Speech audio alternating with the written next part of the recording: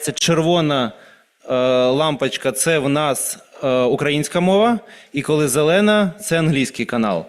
Ви переключаєте, як вам комфортно. Я правильно сказав з каналами? No, it's A and B. Red one is for Ukrainian, green for English. Try it.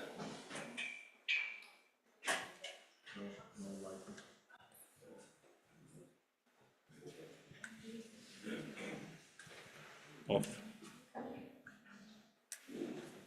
Maybe it's green. Sure, That's yeah, fine. sure. That's fine.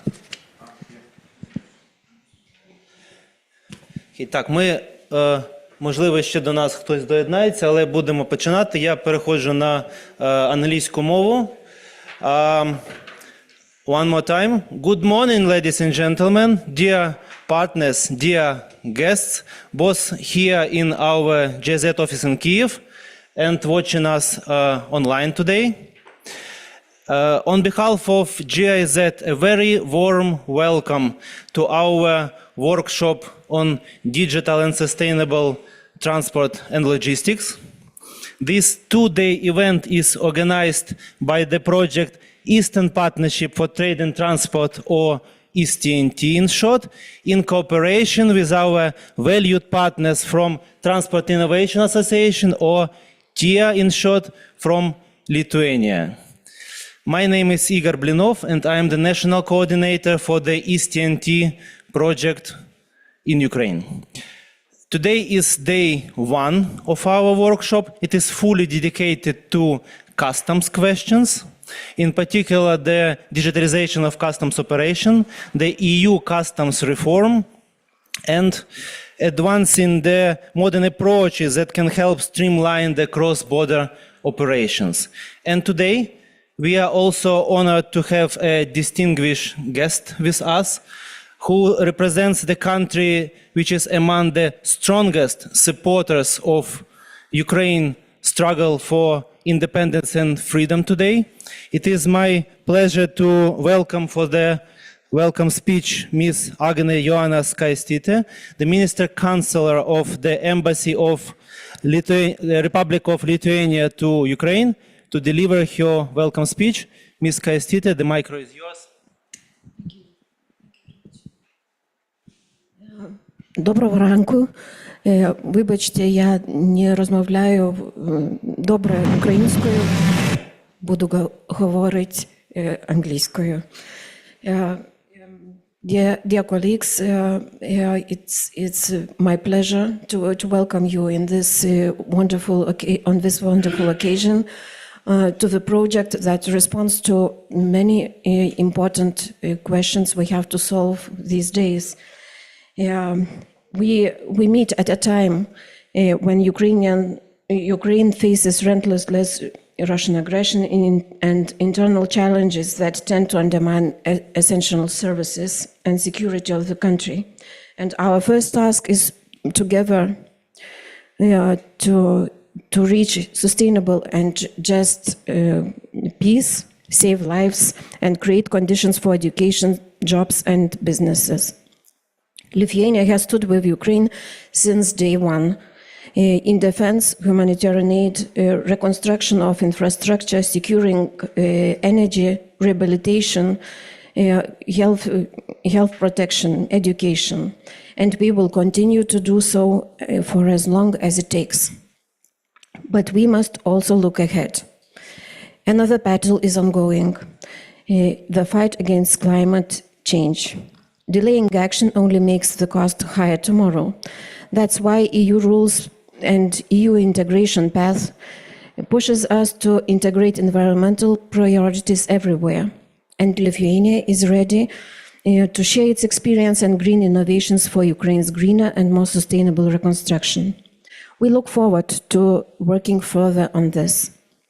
I thank the German government and GIZ for making this project possible, helping Ukrainian professionals learn EU best practices and apply digital solutions that make logistics smarter, cleaner, and more efficient.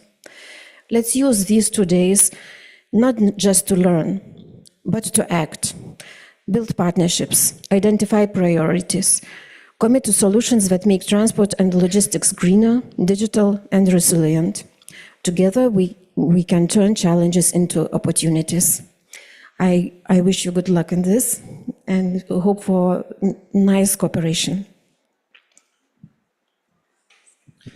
Ms. Kaisita, thank you very much indeed for the inspiring speech. And also let me, on behalf of our project, express our appreciation for the highly effective cooperation with Lithuania in the areas which are directly linked to our project activities, the digitalization of transport and trade. Very recently, in October this year, we organized together with our partners from TIA the study visit to Vilnius, to Lithuanian Customs Administration, for the customs representatives of the Eastern Partnership states and Ukraine in particular, of course. We have also the chance to participate in Transport Innovation Forum organized by TIA in Vilnius, with the teams from the ministries, transport stakeholders and associations. These exchanges proved to be very valuable, and we are grateful once more for Lithuania's continuous support and engagement. Thank you very much. Dear participants, let me also express our appreciation of your strong representation today with the participants from state customs administrations, associations, NGOs, universities, and broader community. Your participation and your commitment is the sign to us, and the good sign that it confirms the growing momentum for advancing the digitalization in Ukraine and the development of sustainable transport logistics and cross-border operations. And before we proceed to the core part of our event, and considering the limited time available for our distinguished guest, I would propose to join us for the short group photo, which we'll take at the back of our room near the flags. And after this, we'll continue to the core part of the training, please. Прошу, колеги, підходьте до задньої частини кімнати. Ми дуже зробимо красиве фото, яким з вами обов'язково поділимось.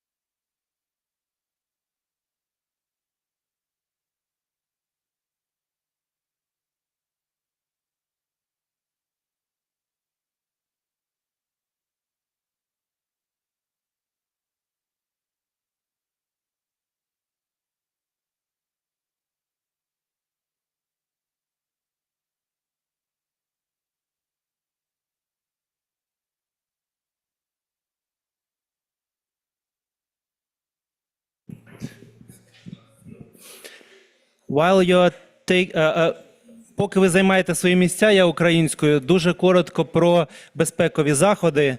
В разі оголошення повітряної тривоги ми попросимо вас пройти до укриття. Наш захід буде тимчасово зупинене. Укриття знаходиться в паркінгу на мінус першому поверху. Це другі двері навпроти ресепшн, і колеги з GIZ допоможуть вам знайти укриття. Наш захід продовжиться після закінчення повітряної тривоги, але ми сподіваємося, що наші найменш шановані сусіди дозволять нам провести захід без зупинок. Thank you very much indeed for being organized and well organized for photo. Now it remains me only to wish you the most efficient workshop, and I do sincerely hope that the knowledge that will be shared today will help you in advancing your day-to-day activities, but also for advancing in general the reforms and the ongoing reforms in Ukraine. With this, it is my pleasure to give the floor to our friends from Transport Innovation Association for their introduction, sharing today's agenda, and proceeding to the core part of our training. Have a very perfect workshop. Yeah, thank you very much. I will shortly introduce our agenda. So mostly today I will speak about the new customs regulations, what it will be, and my colleagues will put some information about artificial intelligence, which is like a new main things what we are thinking all about. I have my own opinion about that. I will share it during my presentation. Why I am here? Because I am in logistics from 2003. I am now in customs from 2010.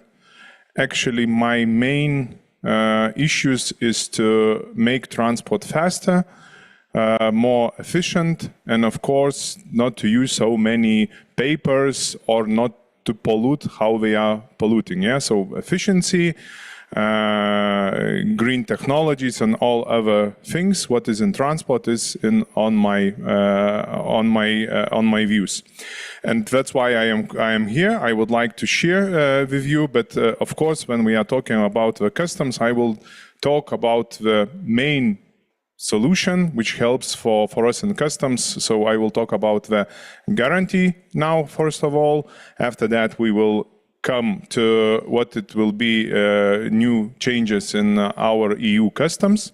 I will share with what we are facing now, what will be decisions. For you it's important because you would like to align. I know that you are doing well in this task. So of course we will talk about the CBAM, what is now is actually live and it's working. We are declaring last year for our clients in Lithuania and Poland, and of course I will talk about digital product passport. Would you like to add something, Julius? Yeah, okay. So it's my colleague Julius, ex-Vice Minister. Yeah. Good morning, ladies and gentlemen. It's really a pleasure to see you. I would like to sincerely thank you, first of all, for your fight for your freedom, because you are working, most of you in customs. You are like eyes and ears of your country. And actually our goal is to, as Jurgis mentioned, to show you like all of his good examples, because we want you to be strong, you to be transparent, and you to be like, to have all of his tools in order to protect your country and to have efficient operations. When afterward we believe that you will be with you until the end and you will achieve victory. Customs will be very, very important institution, and of course we are waiting you to join the European Union. And Jurgis is very good, actually one of the biggest player of custom brokerage in our region. So he will share examples and all of the nuances and all of the newest trends about customs organization. So tomorrow, of course, we will have another day. It will be more dedicated for transport and logistics. We will speak about smart enforcement, digital control, and also artificial intelligence and road permits, of course, because all cargo operations it's based on road permits. So I will present this topic because during my 4 years of term as deputy minister, I was responsible for this topic. So I will share my insight, my know-how. So once again, thank you very much. I would like to appreciate JZ for this cooperation, for trusting us. Also for, as our representative from the embassy told Germany government, for cooperating with us, and we will do our best in order to prove our capabilities. And I wish you to have a successful 2 days training, and see you in all of these activities. Thank you very much. And I think now Jurgis is going to start with the first presentation about financial guarantees of customs. Please. Thank you, Ilu. First of all, it's nice to see you. Some faces I saw for not the first time. So we met in the autumn session with GIZ. We are not calling them GIZ in Lithuania. We are calling GIZ. But yeah, so it's really a big opportunity for us to share our knowledges, our experience, and of course it is at the same time we are taking some experience from your side. So I don't want to let you to start your daily routine. Please give me some information. What are you representing? Because I checked our registration list, so I saw that we have a lot of customs authorities, but not just the customs authorities, but I know how customs authorities is wide in Ukraine.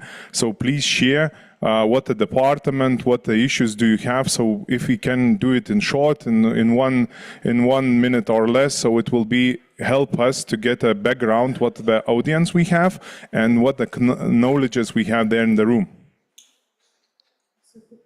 Who would like to start? No, so let's don't give this choice because nobody will. Доброго дня, товариші.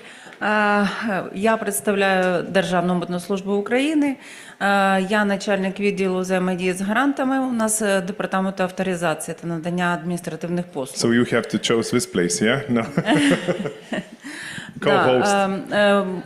Чому ми тут? У нас наш відділ також супроводжує електронну систему управління гарантіями, яка у нас застосовується на національному рівні. І нам дуже було б зацікавленнями в тому пізнати ваш досвід, які у вас системи управління гарантіями, як вони діють, як взаємодіють з центральним рівнем і на національному рівні. My English is so simple. You don't have to take we can go deeply a little bit after our presentation because we have a lot of audience, so maybe they will not be interested how it works and what is not working. Because you know, of course, Bonasta UA and Vim Garant, it's one of the biggest warranty owners in Ukraine as well. So I have experience from both sides, not just from Europe, but I have experience in Ukraine as well. So how it works. So yeah, thank you very much. We will share it. So we can go further. Добрий день. Так, разом з Ганною ми працюємо в департаменті авторизації за напрямком гарантів. Так що мене звуть Лілія. Yeah. Доброго дня, Кравець Тетяна. Я працюю в цьому самому департаменті, департамент авторизації надання адміністративних послуг Державної митної служби.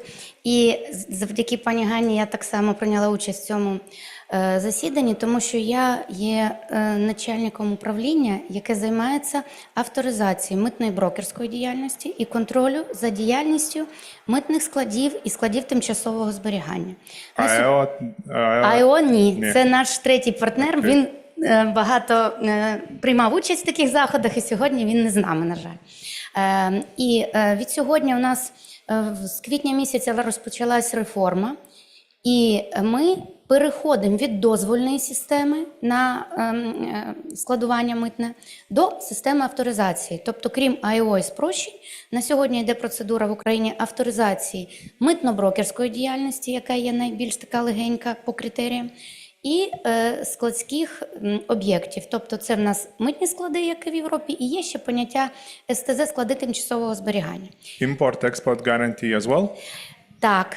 І... Because you don't have, like, at this moment in Ukraine, it's not working. І саме з квітня місяця, якщо раніше в нас були вимоги до складських об'єктів, що вони мають бути захищені гратами, воротами, наглядом міліції, поліції, то на сьогодні ми переходимо к системі гарантування товарів, що знаходяться на зберіганні під митним контролем на таких об'єктах. Тому я приймаю участь в цьому заході, щоб почути, можливо, ті нюанси, які і отримати більші знання, що стосовно практичного застосування системи гарантій, не в контексті, як пана Ганна в нас керує цим процесом, а саме з точки зору того, як воно працює на складських об'єктах, які отримали авторизацію. Дякую. Guys, if someone doesn't understand about what we are talking, so we will go slowly through a presentation and you will understand. Because my presentation mostly is to explain what is a guarantee, why it's needed, how it's helping, and so on.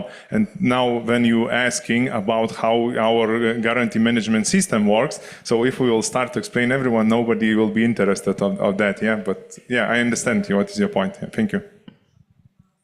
Добрий день.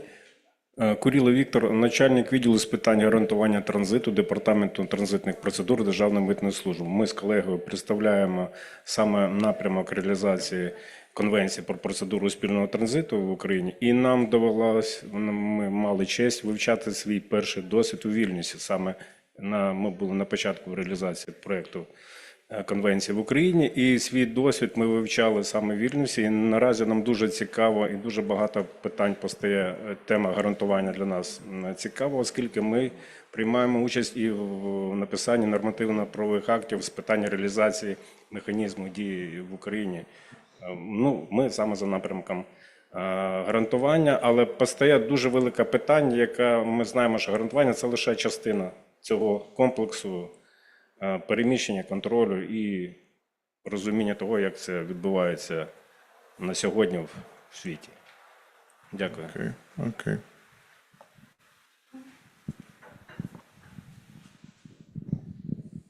Добрий день, Олександр Саєнко, провідний експерт громадської організації технологій прогресу.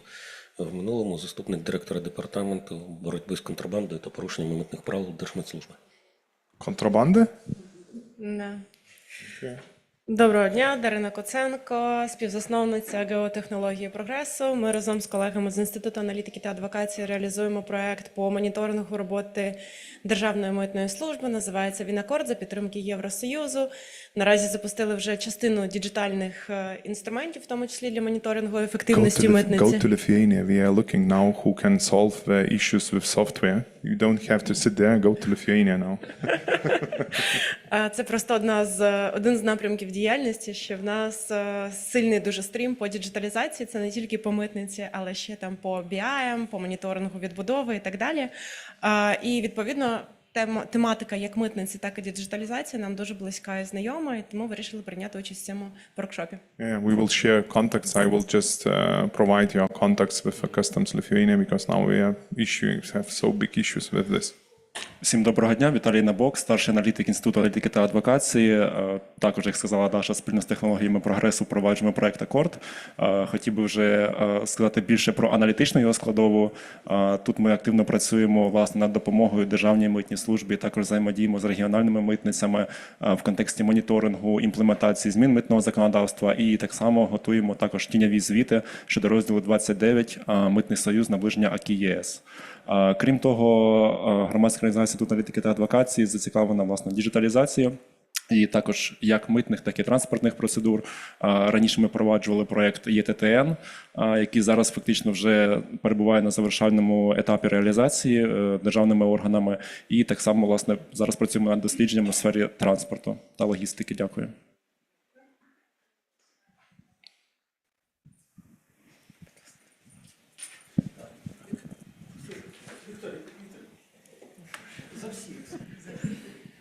Big family.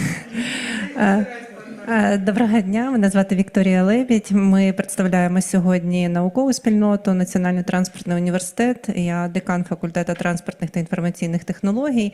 І ми вивчаємо митні формальності, митний контроль, митне оформлення. Багато наших випускників працює на київській митниці. Отже, для того, щоб розвиватися, знати, що ми вводимо і так далі, я сьогодні тут присутня. Для того, щоб оновлювати освітні навчальні програми, робочі програми і доводити наших випускників до роботи на митниці. But the employees for the customs authorities, but Yeah. not the customs brokers. No, You customs have to add this to your university. Звичайно, в нас є і дисципліни митно-брокерського напрямку, і ми готуємо і митних брокерів. I don't know any other country like Ukraine. You have so many customs brokers for one company, so it's big interest of people to get it. Yeah. Thank you very much. Не з університету, хто не з дівчата, давай. Доброго дня. Мене звати Тігран. Я є представником департаменту профілювання митних ризиків Державної митної служби України. Ми опікуємося питаннями профілювання митних ризиків, ризик-менеджменту, впровадженням сучасних інструментів, які допомагають аналізувати інформацію, питанням інформаційної взаємодії з іншими країнами щодо обміну попередньою інформацією. Безпосередньо я займаюся аналізом даних також.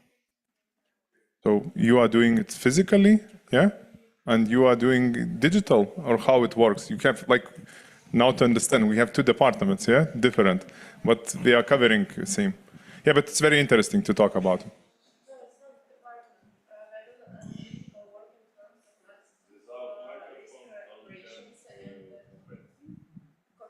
It's okay.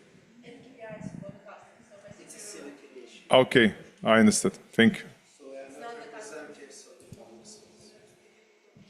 Мене звати Ткаченко Сергій, я як колеги представляю наукову спільноту, я завідувач кафедри митної справи та товарознавства Державного податкового університету, а до того я працював в підрозділах щодо протидії економічним злочинам, тому саме ця специфіка для нас і є достатньо актуальною. Дякую.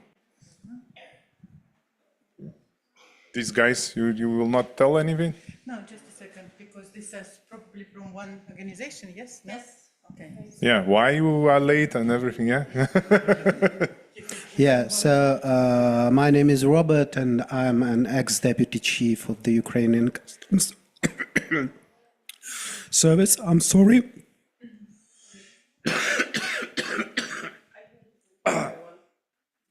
Yeah, it would be nice. Robert Zeldi, he was deputy chief of the State Customs Service of Ukraine, and recently he is the program lead for the customs operations in terms of our organization NGO Technology of Progress, responsible for all fiscal block in our organization because we are monitoring not only customs but also tax and state assets, etc. So basically, he is the chief of the program. Wow, okay, thank you. That's why he have a secretary, yeah? Okay. It's okay, okay. Let's move to this side. Доброго дня, мене звати Максименко Богдан, я аспірант Київського політехнічного інституту з кафедри там автоматизації навчально-наукового інституту енергозбереження та енергоменеджменту. Загалом моя наукова робота пов'язана з водним і з транспортом, тому я дивлюсь, які є можливості цього всього, як це буде впливати і вписуватись в митне законодавство, і що я звідси можу підчерпнути для себе. Також я займаюся розробкою програмного забезпечення, в основному це веб-додатки, тому я також дивлюсь на різні можливості для впровадження своїх скілів.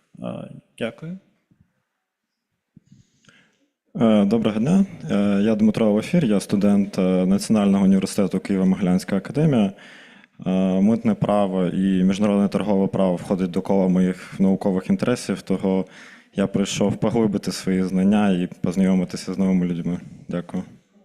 Are you planning to go to business or are you planning to go to customs authorities? Or you are going to join these guys? I haven't yet decided. I have some time. So network can help. Or you can join GIZ as well. The road is really very wide. Ladies, please with us. Добрий день, мене звати Вікторія, я студентка Національного транспортного університету, навчаюся на магістратурі, спеціальність митна справа у транспортній галузі. Я сюди прийшла, щоб дізнатися більш нове про митницю. Також я планую в дальнішому працювати на митниці. Дякую. Okay. Too shy. No plans. Too shy.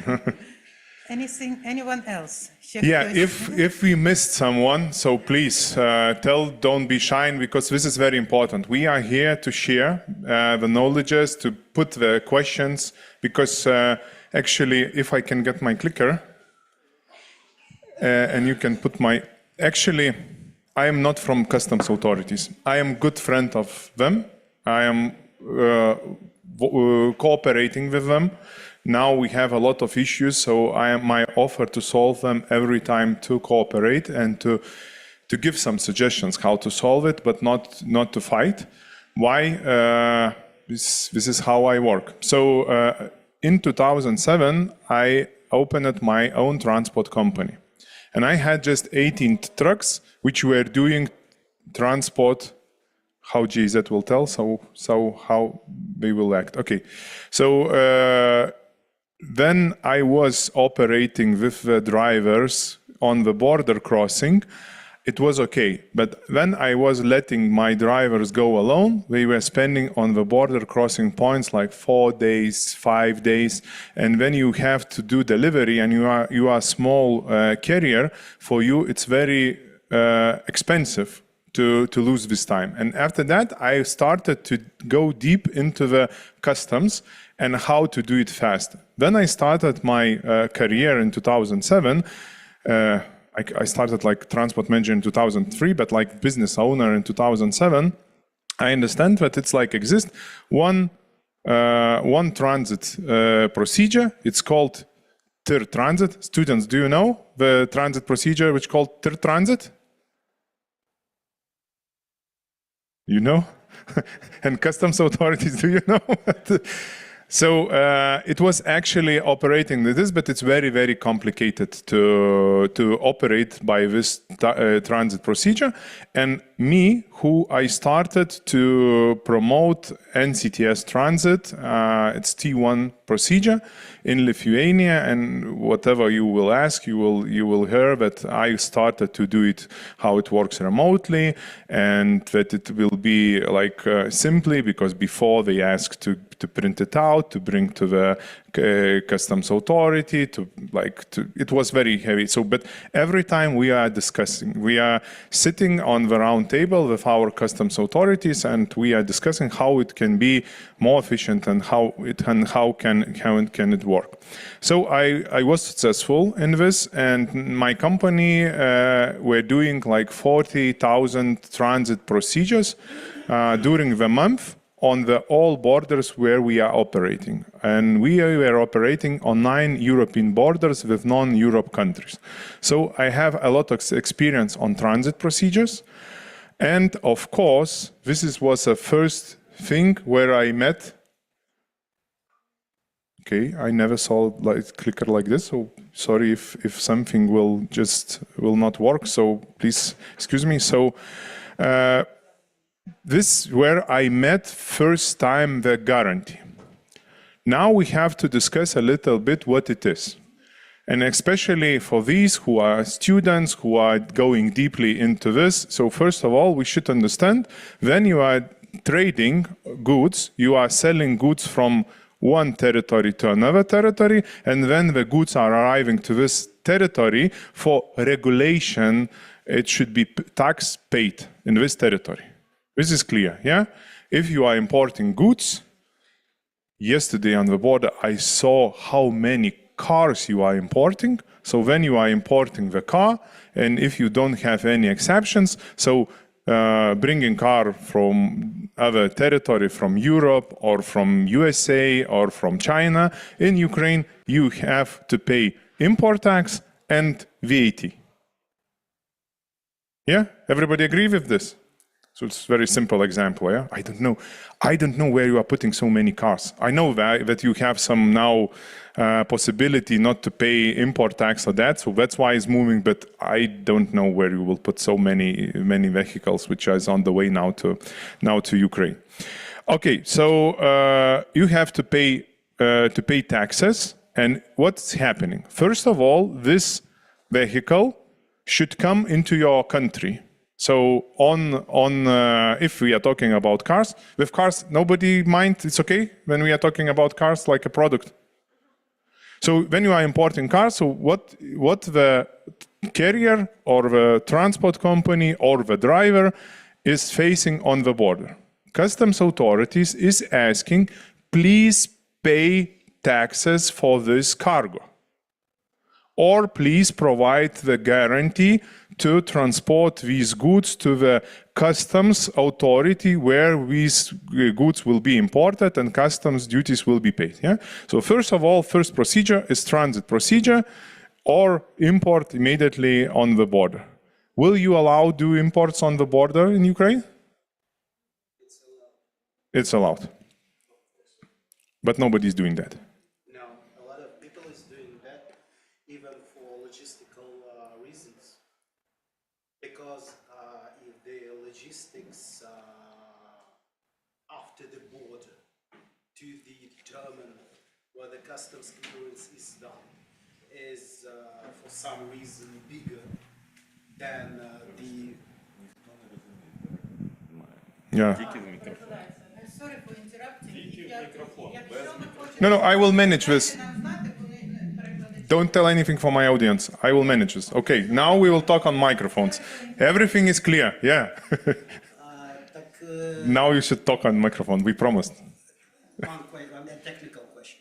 Так мені продовжувати українською чи англійською? Okay, so again, a lot of people doing clearance on the border just for logistical reasons, because when the goods are cleared immediately at the border, so the goods are released into free circulation, and therefore the owner is able to dispatch them according to his or her logistical goals. And moreover, a few years ago, there was a special risk management approach which allowed importers to submit, to pre-lodge the customs declaration before the goods arrive at the border. And T80, yeah?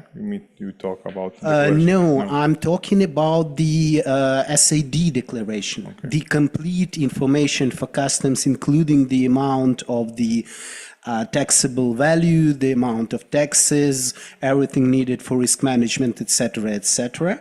And the importer was able to request the customs authorities to conduct a risk analysis of the cargo and to decide whether this cargo must be presented at a customs post or customs office to customs officer for further checks, or due to low risk levels, it can be released like immediately after crossing the border in fly, like, if you know what I mean. No. Okay, so I meant that the customs authorities analyzed the pre-lodged customs declaration, and if they have no specific reasons to ask the importer to present the goods, then the customs authorities informed the declarant that the goods are released into free circulation or the relevant procedure asked by the importer after the cargo crossed the border crossing point without presentation for before the customs authorities. Yeah, don't ruin my presentation. Yeah, your colleague is telling right thing. Yeah, we will just put. Yeah, we'll pass the mic. No, I will care. It's okay. Дякую. Я трохи хотіла би поправити пана Роберта. І зараз він говорить про такі речі. Я працювала на митниці дуже багато років, 16, на Волинській, це є один митний пост. І дійсно в нас була така система, і дуже багато операторів ринку хотіли б зразу мати випуск вільний обіг саме на кордоні. І в нас тоді функціонувала така можливість і така декларація, як тип ЄА. Тобто ти заявляєш про ту декларацію попередньо, але якщо в неї достатньо відомостей, то воно безпосередньо проходило і митну очистку, і ти вільно виїжджав після пункту пропуску, сплативши всі платежі. Це було дуже зручно для суб'єктів, ми це розуміємо. На сьогодні, це ж після квітня місяця, коли внесли зміни, і такий тип декларації, така можливість, вона законодавчо зараз не існує, тому пішли інші процедури авторизації. І чому? Тому що безпосередньо, можливо, в портах є нюанси, але оці пункти пропуску, які на кордоні, вони не встигають оформити, тобто іноді виникають якісь питання, і зразу здійснити всю митну процедуру очистки, виконати всі митні формальності трошки не виходить. Тому в нас є процедура спільного транзиту, вони перетинають, перевірили документи, чи то буде транзитна, і внутрі пункта пропуска. Але зараз, запроваджуючи ці процедури авторизації, гарантуючи товар, є такі нюанси, що пункт пропуска перетинається швидше. Якщо ви авторизований оператор, ви можете бути випущені у вільний обіг без пред'явлення, коли доїдете, тобто вони спрощують ці процедури. Разом з тим, на сьогодні зробити так, що весь час ти розмитнюєш на кордоні, дуже важко. Дякую. Okay, thank you very much that you are sharing.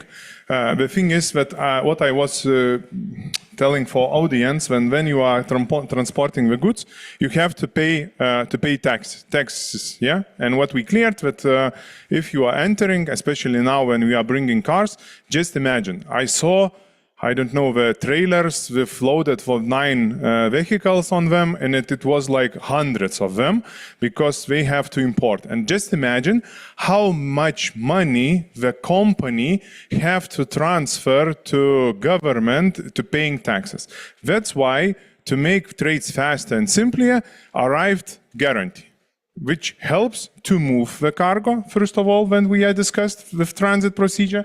Second of all, to have the goods right now, right here, customs cleared but not yet paid taxes, yeah, and it can be used the warranty from guarantor, about which we will talk shortly because we have a little bit out of time. But the main idea is that guarantee. It's very important to help traders to bring more goods and bring them faster.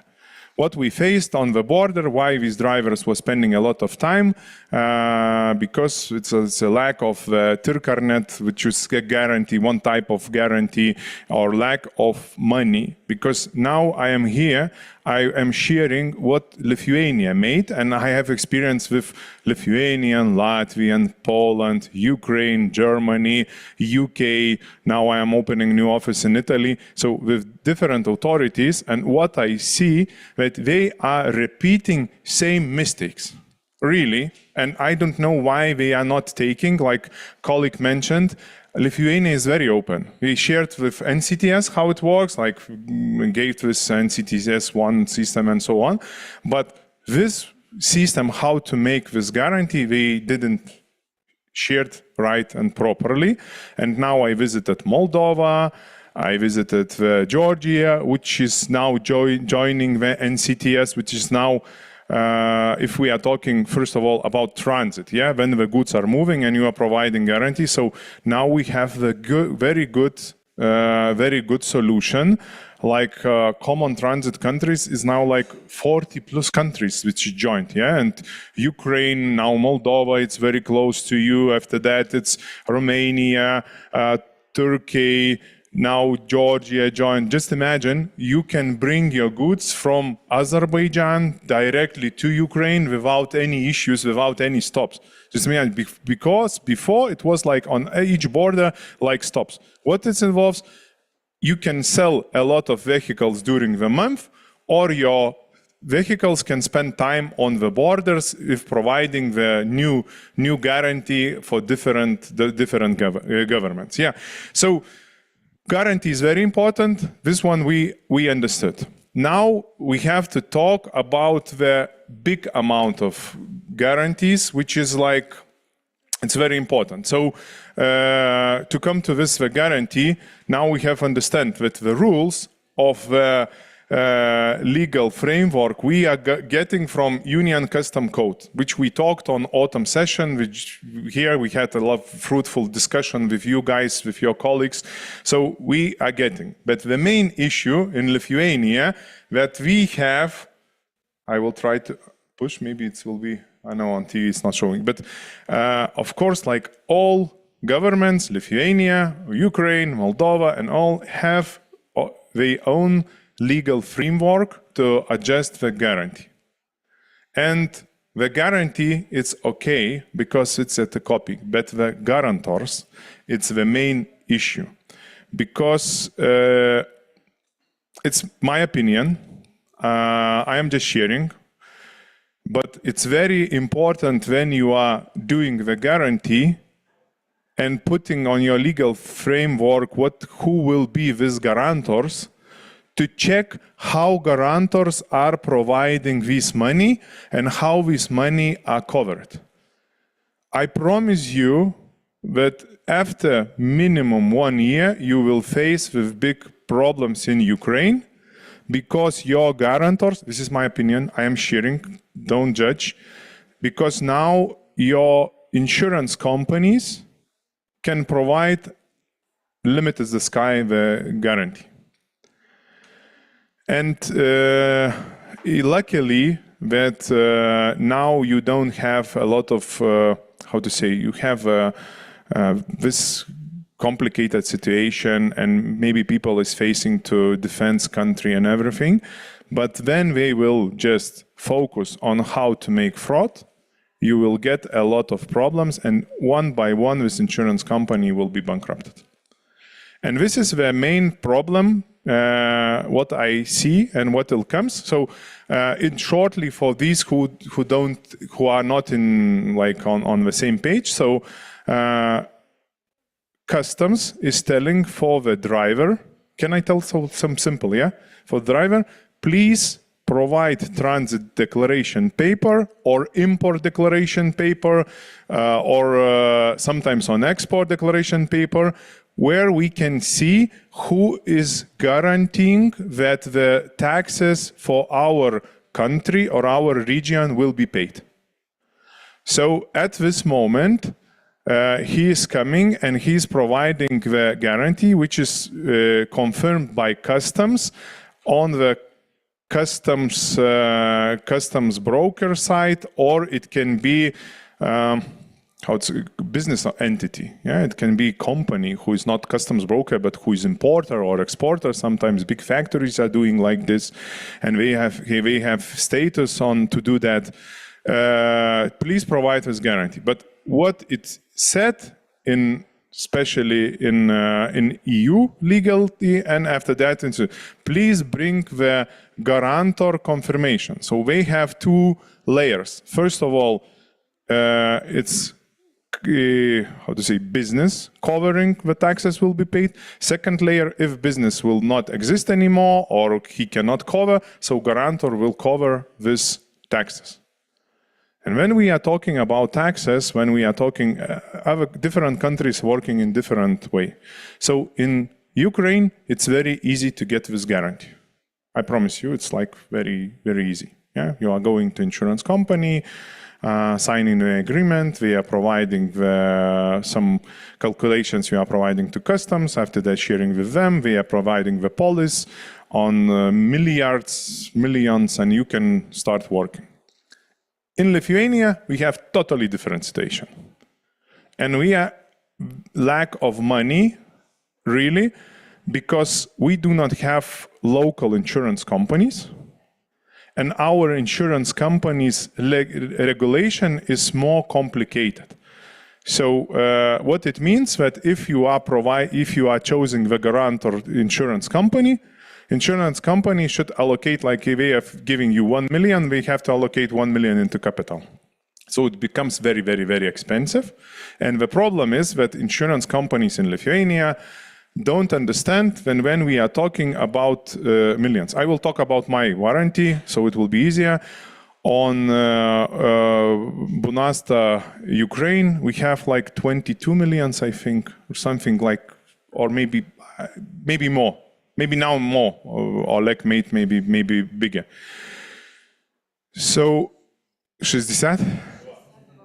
62. Yeah, they are doing, yeah. But this is like a game, because they know that in Lithuania, guys, you cannot do that, we will do it. But the problem, so we have 62 millions. Just imagine in Lithuania to find the insurance company who can provide 62 millions on capital. No, it's not possible, or it will be very, very, very expensive. So what our customs made, they didn't check how guarantors can do the money. So when I started to fight with this, on guarantors list, we have 34 companies. 34 companies, which was put on our guarantor list, that they can provide this guarantee. But when you are coming to them, they think, hey, okay, please put 1 million to our bank account, and we will give you 1 million. And now what to understand? When we are talking about 62 millions, please understand that nobody is using 62 millions. They are shared by one truck or by one shipment. If we are talking on transit, we are talking on truck. If we are talking on import, we are talking on shipment. So it's shared. Average of our value of one truck is 16,000 euros. Just imagine, we are talking about 60 millions. So someone should provide 62 millions capital, but really they are taking a risk or guaranteeing on 16,000. Yeah, so it's like very small amount. And so we have two different situations. It's very good to operate in transit procedures for customs brokers in Ukraine. And I am happy of that we have this guarantee. Just I am scared that you will face, but this is not how to say. This is government thing. Yeah, we are happy like customs brokers to have a guarantee. And at the same time in Lithuania we are facing with another problem. So that's why a lot of companies, like you heard of course about Teltonika, which is like biggest producer of new IT things, what is needed, they used in the war and so on and so on. They cannot do part-time import to Lithuania because they told me that they have to allocate, like for their turnover, like to allocate 25 million euros per month.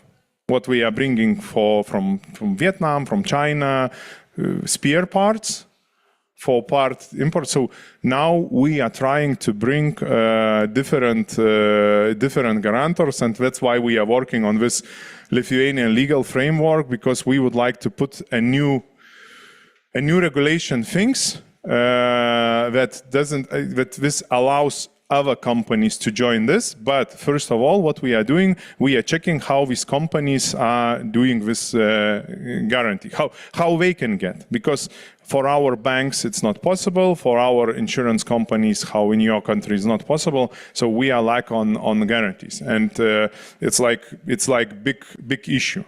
And how I mentioned, this is not possible to talk about the cash deposit because it's a big amount. It's not possible to talk about us. It's just a solution. I will just shortly tell about the GS. So it's a solution like Philip Morris made. Now we were talking about just VAT and import tax, but just imagine when we are talking about excise.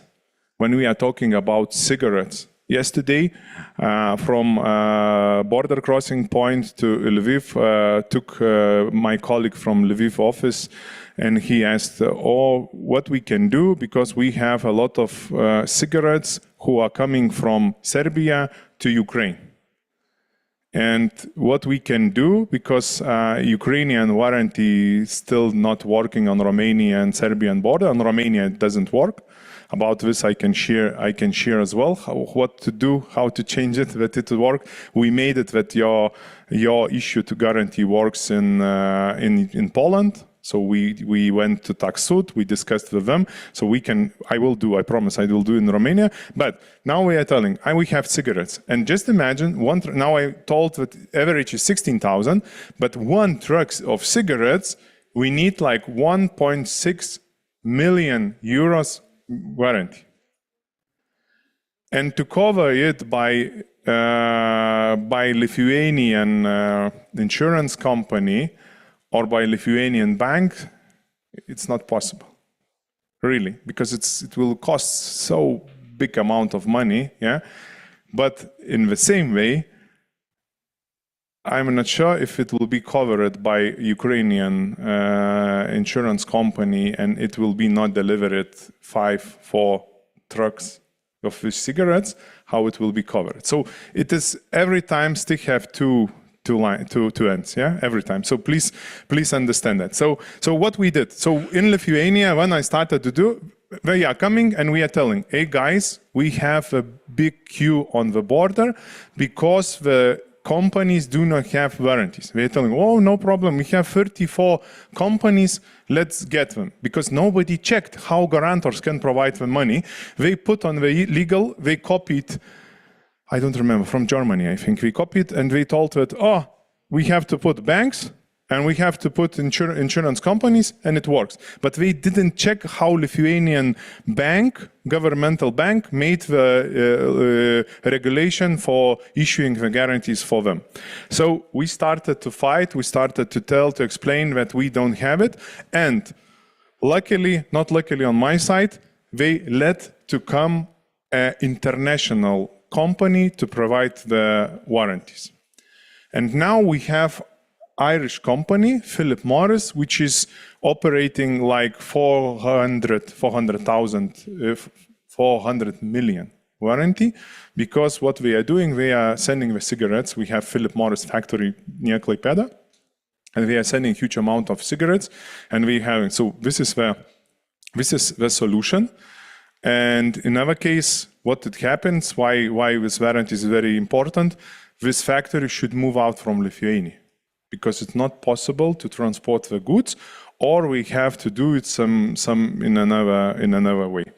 Yeah, so luckily we have this solution. So this does allow us, like maybe one day, to bring this Ukrainian insurance companies to provide the guarantees for Lithuania without limit. Yes, of course.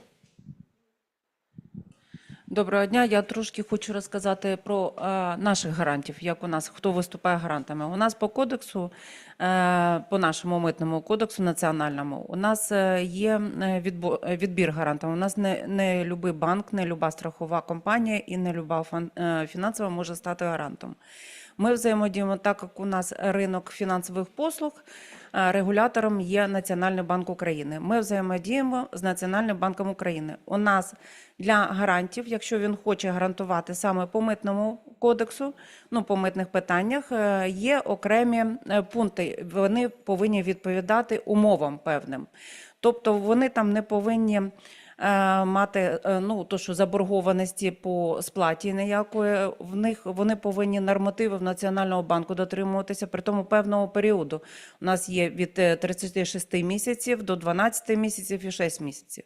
До фінансових компаній на санкції їх перевіряють як власників, так і бенефіціарів. Тобто іще етап. Плюс вони по нормативах теж там дотримання, в тому числі це банки, їх платоспроможність і страхові компанії саме сплатоспроможність.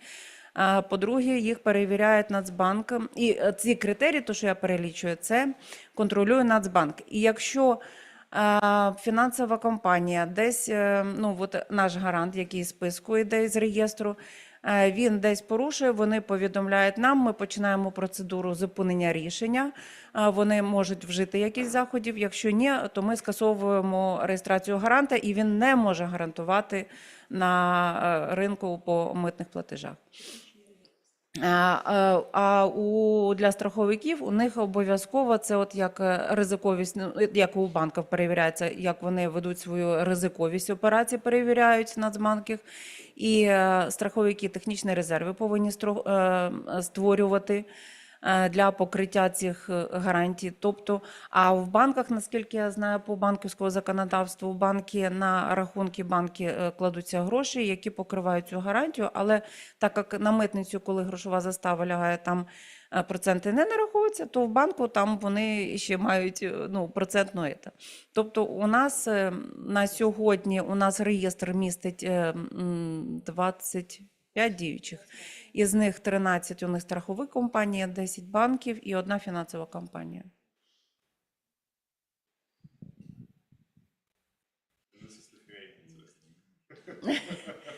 Да. And this is same company. So you have 25, and this is like this is private company which is covering their own movements. They are not selling in the market. This is the small insurance company which capital is 2.5 million, something like that. Yeah, so just imagine how he can provide guarantees. So this company, very old company, it was now our ex-politician company, and he before had the special places on the borders, and he was issuing one-time guarantees. Yes, because we are lack of time, but it's like existing guarantees by all, like we heard, like Bonasta UA have 62 millions, and it can be one-time guarantee, and it could be yourself. So this company specialized in one-time guarantees because it's very small and they have to operate and in small against. This one operates in the big amounts, and now we have two players. Unfortunately, we do not have any locals players. This is like international big companies. And for them to understand this issue, like 62 millions or something like that, it's very complicated. I'm not telling that, I'm telling that it's very good that you did this, and your solution is very good, because now you are helping for your traders to move these shipments, because now you have to move it faster. Just imagine, to bring one military shipment, you need like 40, 60 millions. And if you didn't this solution before, you can't get this everything to your country, because in Europe it's a lack of money, or they cost a lot of. So that's why it's very good solution. But please take attention, when the war will be over, your national bank should regulate with guarantors how they are providing the money. Because can you imagine Ingo insurance company, can we cover 62 millions guarantee if it will be not delivered? Do you think? Me not. But now if we are talking guarantees helps for trade. You need to bring your goods faster, so it's good. Very important thing, what I would like to mention. When you are providing the guarantee, first of all, you have to work on some frame where you are providing the data. It's called declaration. It's for students, declaration. So you have to provide the data for customs, who, where, for how much these goods cost are transporting. Second thing, you have to provide your guarantee. And just imagine you are loading the load in Gdynia seaport and delivering military equipments to Ukraine.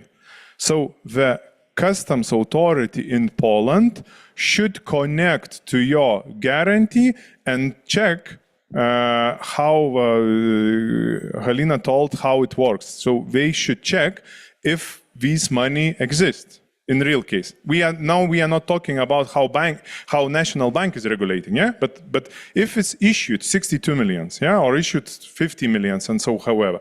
So now it's a very important thing. What we are talking about, guarantee management system, which is the most important thing to operating a guarantee. And now I think my offer to invest more money, to spend more time, to take some specialist analyst or experience from other countries, and to work a little bit on your guarantee management system, which is very important. It's like, how to explain this important? It's same how to have internet when you are traveling, yeah? So your guarantee should be issued by, first of all, by EORI. Second of all, your guarantee management system should work 24/7 in proper way. So now you solved one solution, which is very important. You have a money. It's very good that you're moving. Now we have to work on this. Now I'm not talking about Ukraine. I'm talking about Lithuania. So I'm talking about Lithuania because in Lithuania I have 16 millions. So and I was during the 10 years I was the biggest guarantee owner in Lithuania. Now we have Philip Morris, yeah, who is the bigger, yeah. But just imagine if we have to provide for military guarantee, yeah. So it's like very complicated, yeah. Я, може бути, трошки хочу розказати про нашу систему електронного управління гарантіями. У нас зараз гарантії видаються тільки в електронному вигляді. У нас паперовно тільки якщо не працює. І гарантії у нас, в самої гарантії, крім грошової, я маю на увазі зобов'язання гаранта. У нас є форми затверджені і у нас надаються в електронному вигляді. Тобто у нас є наша електронна система управління гарантів, гарант надсилає в нашу електронну систему управління гарантією, це ми все бачимо. По-друге, наша система, якщо це комплексна, загальна гарантія, ми авторизацію підтверджуємо, що він має авторизацію, він може працювати з цим. По-друге, наша система дозволяє бачити всі блокування, тобто резервування грошей. Тобто по кожній операції у нас проходить, всі митниці у нас працюють в цій системі. Ця інформація бачить як гарант, який надав гарантію, і вивільнення там теж фіксується, і підприємство, якому гарант надав гарантію, тобто якому видав. І у нас вони бачать і залишок коштів, які там в них є. Це я про загальну гарантію маю на увазі. Тобто вони в межах цієї референтної суми, то що вони можуть надавати і гарантію. І у нас кожна операція фіксується. Тобто як вивільнення, так і також наша система передбачає як скасування, відкликання гарантій. Так само можна через електронну систему все робити. Тобто у нас все зараз на національному рівні через електронну систему управління гарантій ми працюємо. How was connected? Because I had in my slide this Makis system, what we made, because Lithuania, you should understand, if you are lack on money, so you have to provide for the market some solutions, yeah? So it was like made for cash deposit and what you mentioned on this. You have the same, you have like guarantee management system, an additional system for deposit managing or something, it's not just deposit, it can be bank guarantee and everything. У нас окремо є єдиний казначейський рахунок, який відкривається на митниці, куди туди суб'єкти кошти засилають, і це як авансові платежі. І цими платежами він може скористатися грошовою заставою. Тобто там також на рахунку блокується під час митного оформлення окрема сума. Коли там треба вивільнятися, вона вивільняється та сума. Тобто грошова застава у нас окремо на окремому рахунку працює, а електронна система управління гарантіями саме для спілкування з гарантами і підприємствами.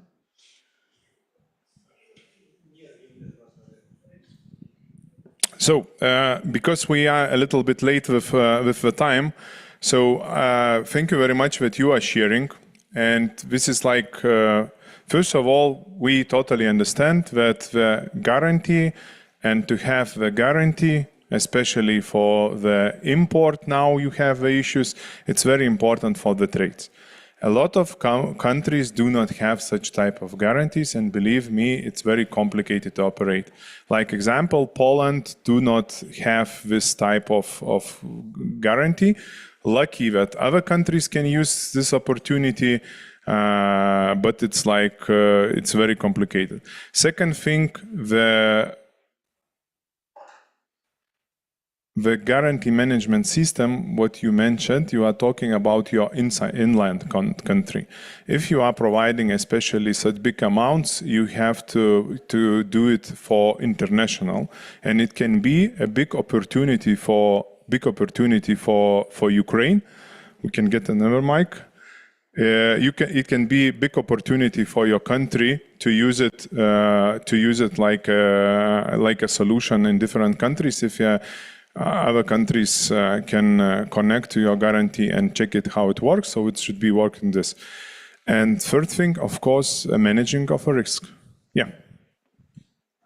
Just a little comment that our GMS system was created specifically to meet the requirements of the common transit procedure. And unfortunately, the approach of other members of the common transit procedure is the key reason why our numbers of common transit are failing third year in a row. I'll give you just a few numbers. Generally, Ukraine has like 3 million import declarations in a year. Actually, we are almost in the end of year 2025, and we have already 50,000 common transit T1s from Europe. We have a little bit more, 76,000 export Ts. And the reason is, while our GMS is mostly compatible with the EU IT systems, whatever member state you will take, while our guarantees are also compatible, because like the European Commission, I think, second year in a row, told that Ukraine is meeting NCTS requirements and the guarantee requirements are undeniable part of the NCTS. But the reason is that the European counterparts just don't want to accept the Ukrainian guarantees, and they don't want to risk their own guarantees, guaranteeing the transit on the territory of Ukraine while Ukraine is in the state of war. So it's nice and everything is good, but the pure existence of any system, would it be in the legal domain or the IT domain, is not guaranteeing the simplification, unfortunately. But now you are talking about inland procedures more, yeah? Not about... No, I'm talking about the full common transit procedure in the understanding of the relevant convention. Ukraine is a member to the convention of the common transit procedure. Yeah, but I mean that you have export from Poland. Truck is coming with export declaration to the border. And after that, from the border, inline to Ukraine, we are not using T1 to come into the country. Of course, because the Polish exporter issued the guarantee only by the Polish border. Yeah. It's very easy when you are ex, yeah, and you have to talk about the customs, yeah. Okay, guys. So so thank you that you are sharing, because there we are here to meet and to talk. We will have at the end of the day small workshop where we can talk a little bit more deeply. I can share my expertise. I am not from authorities. I am from daily field where I'm working daily, and we are operating now in different countries. And this is who are providing now. I will tell on Germany, we are working on Ukraine guarantee, on Germany T1, T2. We are working on guarantee where we are using in Poland, in Lithuania, in Latvia as well. So it works, and what we are facing, sometimes we cannot connect to guarantee management system, first of all. Second of all, this thing, that maybe we should show or we should have some possibility to issue one-time guarantee or something like that, which can be trusted by the third part. Yeah. So what we mentioned, the customs broker can send the goods, because really some of delays are happening of a lack of money in Europe. Yeah, so let's move to coffee break. And after that, we will come back. I will share what I heard in the ES Commission regarding changes, but I will talk just till 2030 because everybody knows how it's coming. Yeah. Yes, thank you very much, Jurgis, for the very insightful session. We are indeed a bit behind the schedule, but on the bright side, this is the result of the strong engagement of your audience today, which we as organizers are absolutely delighted to see. So now we are proceeding to coffee break, which will be 15 minutes. So we will continue in 5 minutes past 11. Please enjoy your coffee. It is to the left from the door, and then once more to the left.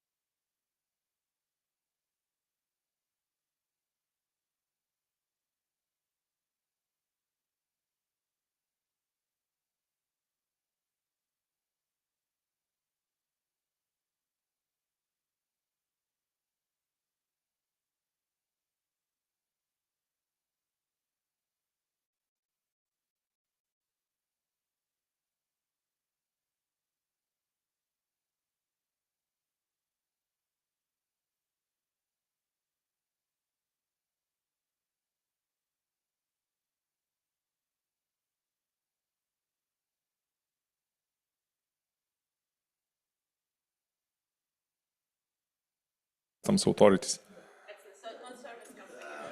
It's kind of watchdog / cooperation. Okay, but let's call it a service company, yeah? Well, Supporting. I do have such experience since I was an operations director in a customs agent or customs broker company. So I know from my personal experience what does mean the interaction with the authorities, starting from like approving your activity as a broker and dealing with the authorities on behalf of importers.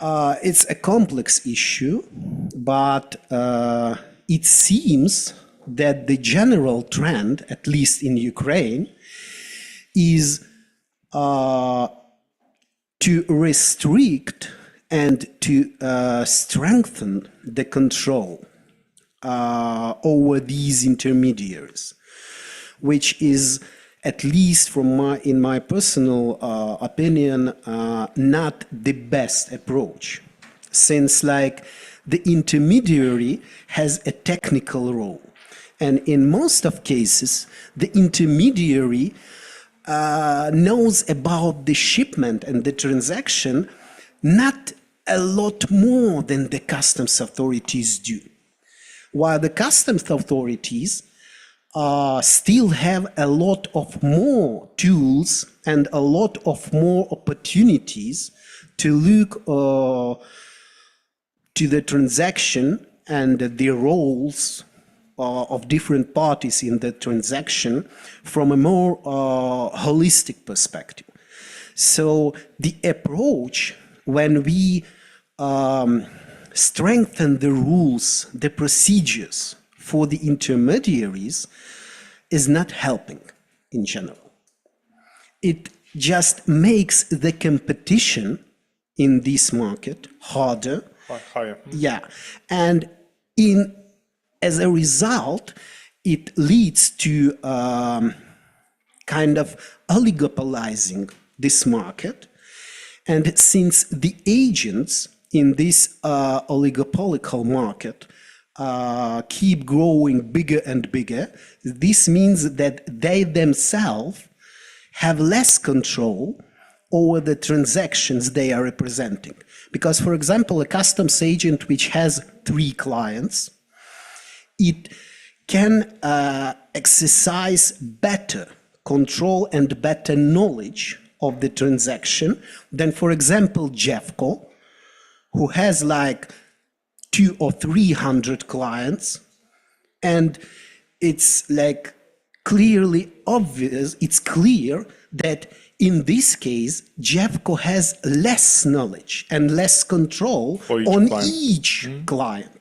So in general, more and minor intermediaries on this market leads, it's counterintuitive, but in fact it leads to better control and better responsibility than fewer number of big intermediaries with a bigger concentration of their clients. Yeah, thank you. During my presentation, we will not talk too much about these issues, but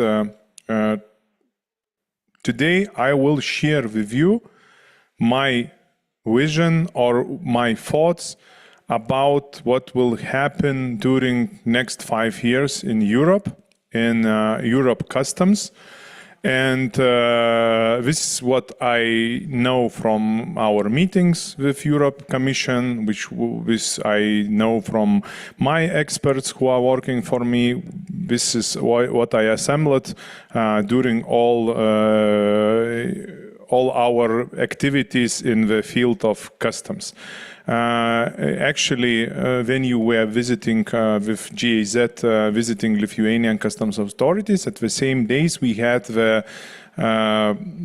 customs brokers conference where we discussed about that and about these issues. So I will share about that with you. But this is just my point of view, you don't have to tell anyone that I am saying like this or this is not confirmed. You will see what I am talking. So for this, I need to do a small introduction. And I think you will agree with me because I am now last 2-3 years a lot in e-commerce. So I see how big traffic is coming to Ukraine as well. And we are facing with big issues when we have to export, re-export or return these goods back. So I see the issues, which is what we are facing like customs brokers and what is customs authority facing as well. So really, first of all, we had the COVID, which totally changed our behavior. We started to order the food to home. We started to use taxi apps, other things. So we had a lot of changes. And second change, what I think involved our behavior, it's with shorts and reels on social media networks. Why I am talking about the shorts and reels, which we are using and scrolling, like this girl is doing right now. We are taking we need the dopamine. And what these e-commerce platforms catch, once again, this is my opinion, catched that people need this dopamine. So what we need cheap things and very easy to afford them. Now I'm really trying, because this our war brings a lot of damage for us, for our lives, and for me, if I like customs brokers in my world, when the war started, I lost like 75% of our orders.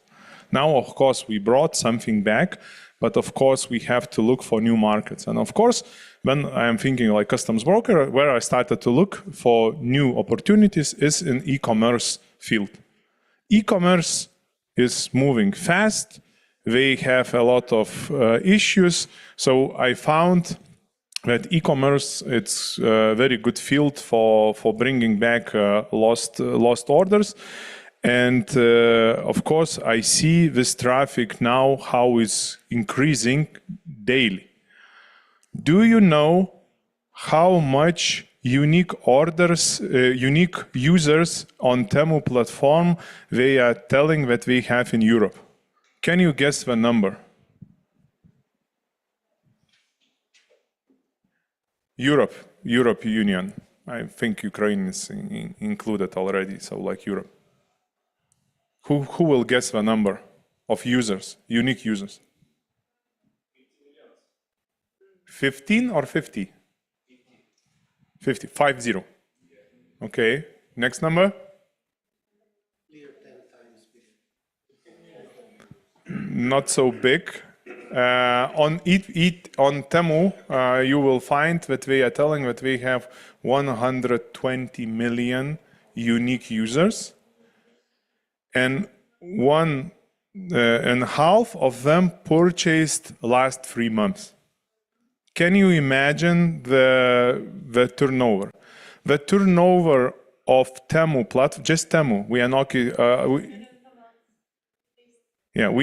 We are not talking about Shein. We are not talking about Sinea. We are not talking about Amazon users and others. But it is 70 billion euros turnover on 2024. So yeah, but I think this is, you totally understand. You need, I stopped looking for any reels and everything. Just if I would like to look, I'm looking long video on YouTube, because it's really, I understand what's happening. So with dopamine, so what I see in my family, my wife, my daughter, 12 years old, she's looking for same dopamine on Temu. Oh, I found some cheap thing on that, and they are buying, and after that is delivering. When I visited China, because now I am looking for clients, they made this in elevator. It is not any QR code, but it's like machine to pay to pay directly. And if when you are paying, you are getting pop-up to put your post box where we will deliver. So with purchasing, it's changing our life. And of course, it's changing our customs authority daily jobs. Just imagine, this year we had the record, one transit declaration. It was not one. Please, experts, don't judge me. It was 92,000 commodity codes per one declaration.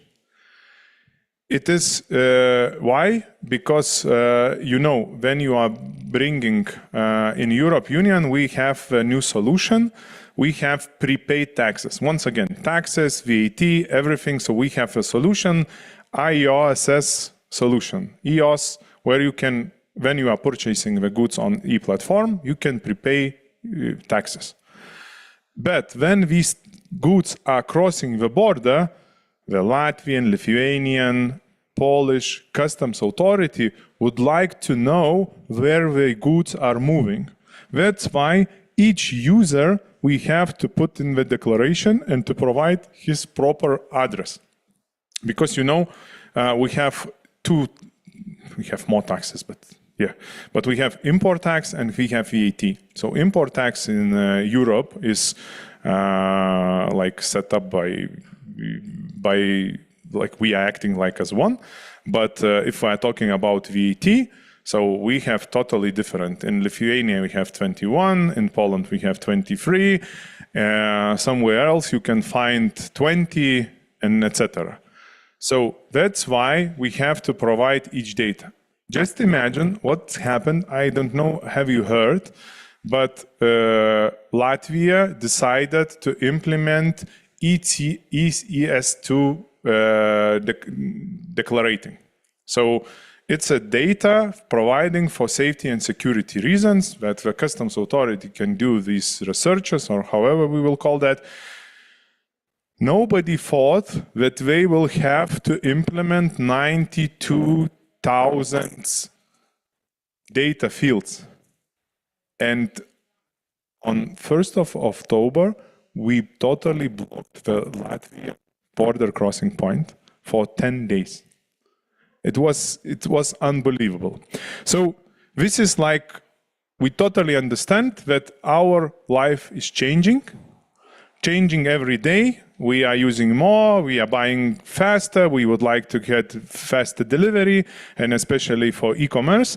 And now we have to understand that more and more this regulation is needed because now maybe you are not informed, but but now most part of e-commerce shipments are going to Belgium, and all import clearance for Europe now it's made in Belgium.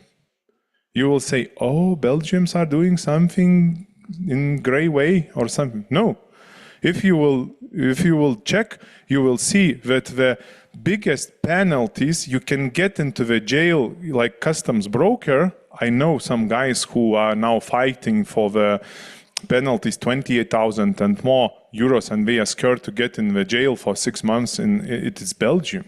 So Belgium is totally regulated country, and this is not net. No, Belgium have good IT solution, first of all. Second of all, they do not have this need to double check the price of the goods. If the customs broker provided the data that this cost €5, so we don't have to double check because we have this permission. And if you are bringing 92,000 pieces of something, just imagine how many time it's required to provide customs clearance data. And I don't know how in Ukraine you will share, guys, but now let me do my presentation, but after that you can share that, how you are doing. But if we will bring these 92,000 positions to Lithuania, so this truck will stuck for 2-3 months, because everybody wants to check how much this water cost, how much this one cost, and we will Google and we will check on platforms. So that's why something moving. So The thing is that Europe Union understand that we have the different acting models in different countries, and we are not acting like as one, but the main idea of Europe Union, it was like to have one rules and to regulate it by one. So the main issue that they would like to bring, that we will regulate like one decision center, one implementation, and don't have to take a risk. Second thing, what I mentioned, so we are talking about the IT systems. In Lithuania, import system allows to do 22,000 declarations per 1 hour. 22,000. Because before it was easy. Just imagine for such small country, you are big ones. We are small. Yeah, it's for 3 million people and for 6,000 private companies. How to have 22,000 declarations per 1 hour? It's not needed. Yeah, it's like huge capacity, but now it's changing. And now we are bringing, Omniva bringing some shipments, and sometimes we are stuck for 2-3 days just to provide proper data to the customer. So now we are calculating that in total Europe Union is acting more than 100 IT systems. And just imagine for me, like Bunasta, we are acting in totally different Europe Union countries. We have offices there, but we would like to act as one as well. So we have to do implementation with Ukraine, with Germany, with Poland, with Lithuania. And now you know everyone what is happening in IT world. We have new releases every day, NCTS 5, NCTS 6, NCTS 7, NCTS 9, ESC2, and other stuff. So now, like 10 years, we were operating easily and smoothly. Now we are every time in the run, we are every time in delay. We cannot manage this, and the problem is that we need too much experts. And the problem is that I totally understand the Latvia, because we had a meeting with Temu. It was 1st of October on Latvian border. It was stuck 180 trucks with Temu shipments. We connected online. I do not speak proper Chinese. I know few words, but this guy was shouting on me that you did that our truck stuck, and now we have a season. Now we explained that. Sorry, the customs authority, the IT guy didn't thought about that, because it is not a question of Latvia. They decided to choose this ECT declaration to do it through them, not to do directly to the portal. You informed about that, yeah? You know what about I'm talking. When you are bringing shipment to the country, customs need to do safety and security control. So they should get data pre-advanced. Before it was implemented into the declaration, now it's separately. It's coming to different data center to do this kind of researches. So I was not working there, so I don't know what kind of researches you are in customs doing, but for this do. So nobody thought from Latvia that it will be so crucial by this type of shipments, and of course they decided to do through their system, not directly with platform. So we informed the ES Commission. Now we are working. So the Latvia is like everyone postponed this implementation for 1 more year. So this is like, but now it's really problematic because all the countries have to have their own IT specialists. These IT specialists will still need it, but now these IT specialists should be clever guys. They should understand the process, and not all of them was before in business and after that come to authority, yeah, or vice versa. So the problem is that it's a big problem, yeah. And of course, second thing with sustainability requirements. We are totally, everybody knows, we will talk now in next hour, we will talk about the CBAM and everything. So a lot of new data is required. So we need to do need to do changes. Me, in my business, before I was planning for 5 years, after that for 3, now I am planning for 3 months, because I don't know where we will close the border, I don't know what changes it will be, what's happening. So, but now ES is talking about like 2050, and when we discussed with GIZ what we should deliver to our eastern partner countries, we told, oh, let's talk to 2050. No, I told let's talk to 2030. What is 5 years? It's manageable, but it's my opinion. I am totally sure that till 2030 we will have one custom authority for all countries. It is manageable and we will have it. Second thing, we will have one digital data hub. For this, I am sure, because now it is too many problems and it's very complicated, especially to manage e-commerce. Believe me, it is crucial, and then the ES see where is a leak of money, and now it's a leak of money. You heard a lot about that. Now we canceled this 150 euros minimum. Yeah, it was before. If you are doing business B2C, you don't have to pay import tax till value of 150 euros. Now we do not have this, so it's okay, and it's in all Europe Union. It will work. But other countries decided to have a handling fee. And now France, which have a lot of movements there, decided to implement. Belgium is doing the same because we have huge turnover of these e-commerce shipments. But Poland, Lithuania, we will not have. Why? Because we would like to have these e-commerce shipments to our country. Like customs brokers, customs authorities. Customs authorities, like now, then we are talking, they are very, very interested to have bigger flow to the countries. They would like to develop departments. We will have to implement everything. So this, it will be possible, because all about other things, it's very complicated to tell, because my experience is happening like in Vilnius, where you visited our customs authorities. Our customs authorities is sitting in the center, in very nice street, Gedimino Street, in the center. But what we discussed, we decide what we will implement in the center of the city, doesn't work on the borders, which is like 30-50 kilometers, or doesn't work inside the customs in the terminals. It's a problem of management, first of all. Once again, it's my opinion. It's not confirmed, and it's my point of view, how I see. It's a problem of management, and second thing, of data sharing.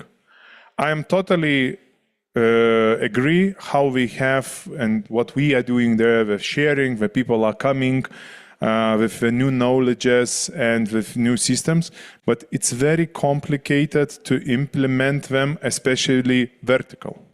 Horizontal is not a problem, because you have in this room, when we will organize meeting, we will have safety security experts, and we will have an CTS system and everything. But when we are talking vertical, the implementation is not possible. So I don't understand how someone from the Brussels will manage what will happen on the Medica border.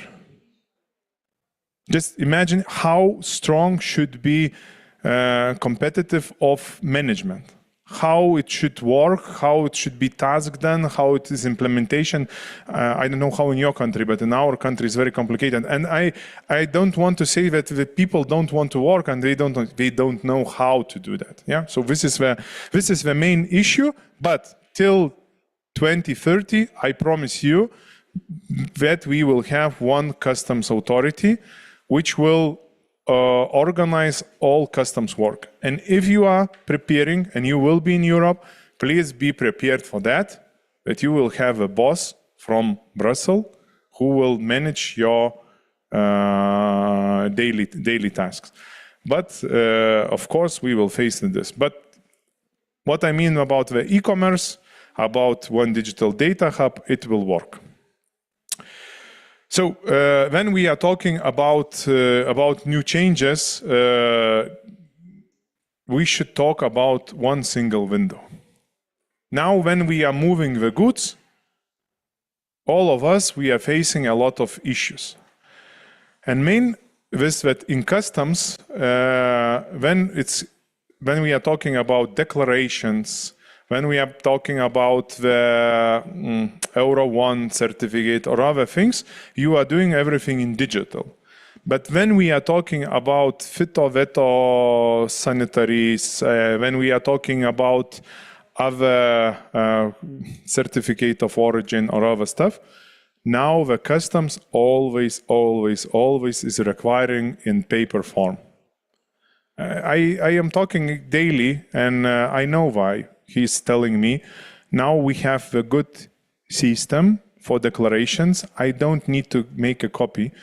Who works like me for 20 plus years, we remember that before when you are starting to do it in digital, every time we are asking for copy in paper and putting in some shelves to have it because, I don't trust the IT systems, they cannot work. But now we don't need it. We trust totally for these custom systems, but what we do not trust, the third parties, which is very important for our world. And there we talking in this session, we are talking about the trades, especially for Eastern partner countries, which are moving a lot between the countries. And till at this moment, still you are just moving to the Europe, yeah. And this transaction period, 2-3 years, you need to align to the system. So please be informed that we are bringing the one single window for assembling the data. And this is a good thing. You are total digital. What I heard when we are talking about guarantee management system or about the NCTS, how you implement it, you are working now on 7 level. Which is NCTS you have? 7? 5? 5? Okay, tomorrow we will have 7. I know. No, so you are moving very fast. You have good knowledges in IT. So for sure that moving. So to have data sharing between one single window in Europe, especially for Euro 1 certificate, or you are moving a lot of food products, so veto, sanitary and other stuff.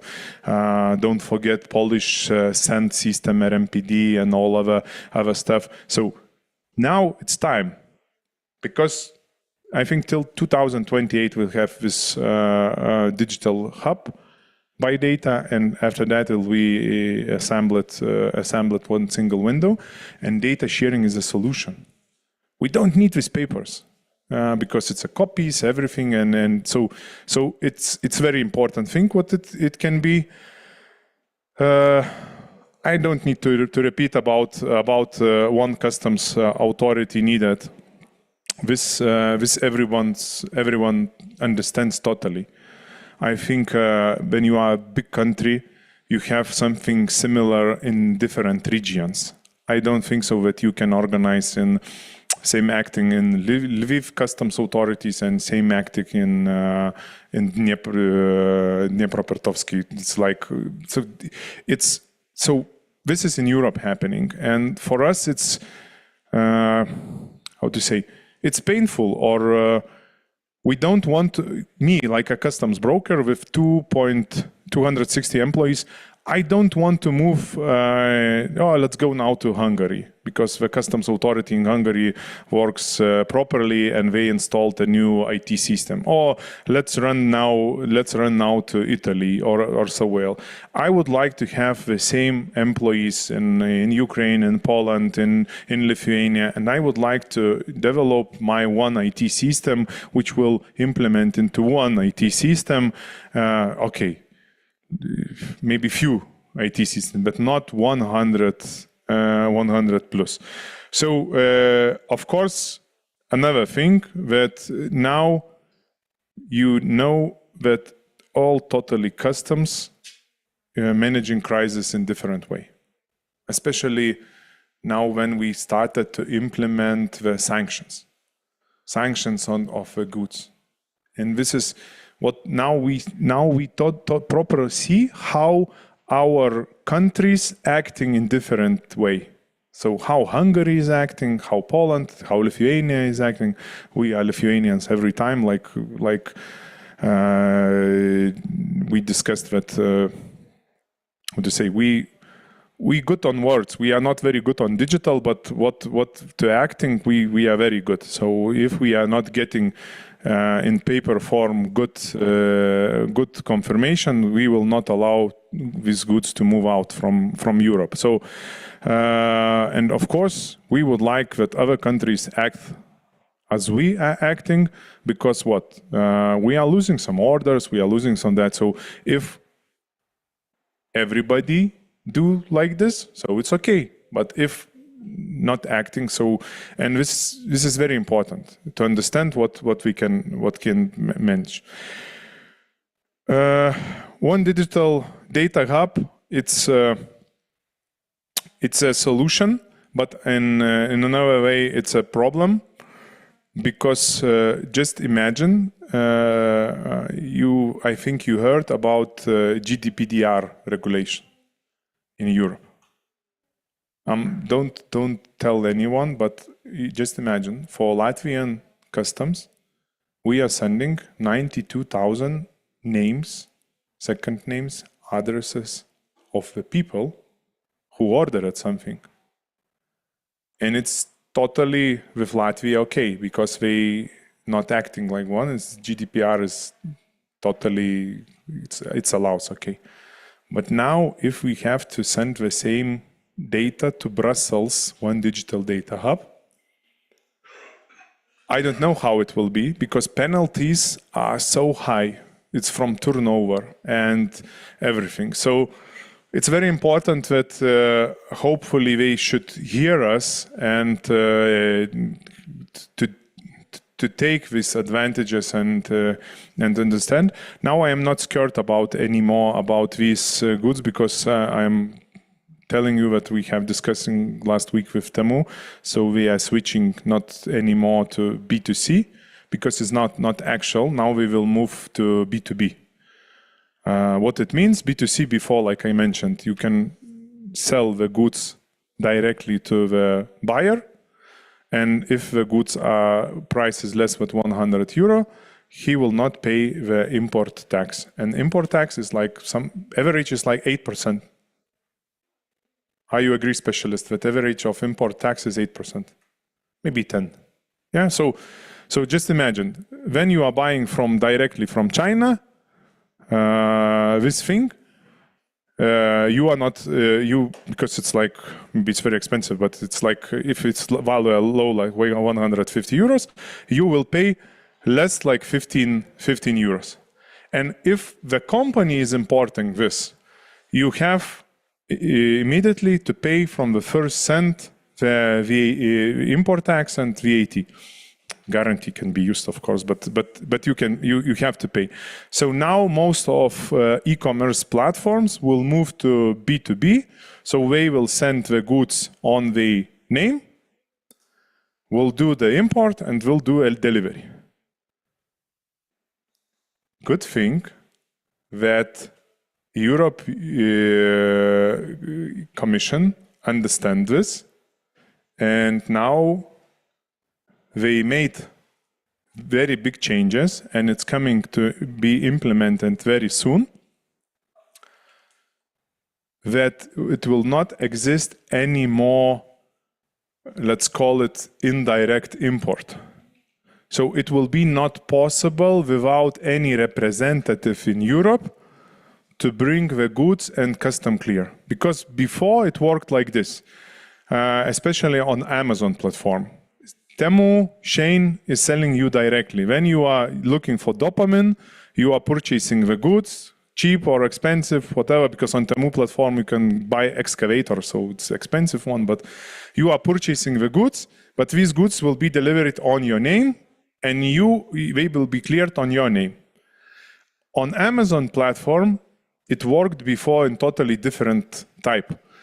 Chinese business bringing the goods on Chinese business name, doing indirect import in Europe on their name, paying taxes immediately because nobody gets guarantee for them, and bringing the goods to Amazon warehouses to distribute for you. When you are going to Amazon platform, you are buying, so you should know that these goods already custom cleared, and they are doing delivery for you. So, and from Amazon goods, taxes are paid from the first cent.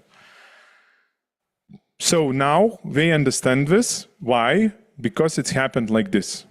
If you are doing this in Belgium or another other country, customs authority can come during 10 years. In Ukraine is the same? During 10 years? Free. Oh, good. Good to know. So they can come and recalculate the prices of your purchase. So they can tell that, hey, you showed us €1. Not possible? In fact, yes, retrospectively, the customs value can be changed.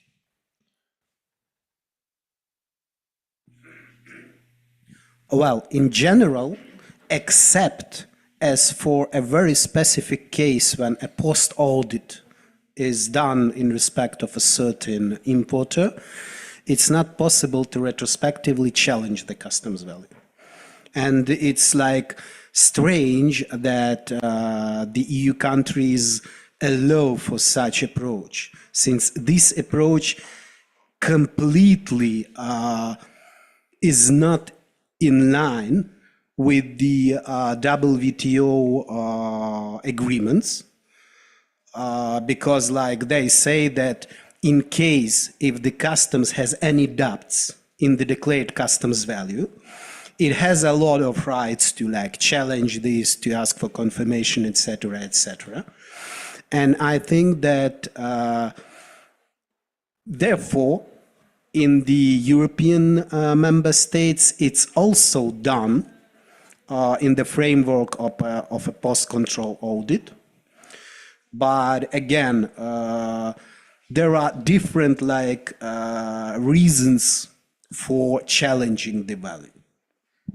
Belarus, it's love with them, really. They are doing every month this type of activity. But yeah, in Europe, now I know two companies, one company, big name, I don't know, they are operating here, it's Della Moda.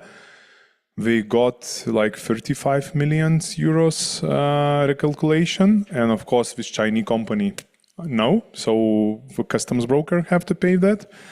And I know one company from UK, so it's not Europe, but UK. So we got 100 something like that. So totally, it's not assembled taxes, which now it's operating. So now we are moving to this type of changes. It's not actual, but it will be moved. That import can be like, how to say? It's good for us, and in another hand, it's not very good. That now, if you would like to do the import, you have to do it like representative of this company, and you have to take all the responsibility for this company. Problem is, we will face the problem when we will talk about the medicine or all other stuff, where is licensing and other issues. So how we need a lot more information from ES, how we will regulate this, but now it will be if will be changes. Yeah, so it's of course, once again, I'm telling, a lot of things is changing regarding the e-commerce movements. And this is with the regular shipments, it will be everything smooth how it was, but they would like abandon this type of imports how it was before, and especially what was sold on Amazon platform. Yeah, so about this I already mentioned you, because this is like the most important thing for this digital hub. It's of course for e-commerce data operation, and you cannot imagine, we are doing now about 1,400 trucks with e-commerce, with like, yeah, its record is 92,000, but average of buyers in one truck is like 16,000. So I think that this change, taking out this 150 euros, will make job less for us and will cost for customs authorities. Now we do not know how we will manage the physical control, because now it's very easy. You are putting 92,000 lines to the customs.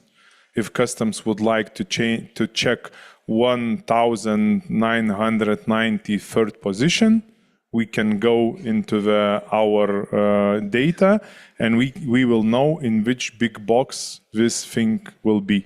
Now we will align, and it will come with like average, I calculated it will be like 360, 400 HS codes per truck.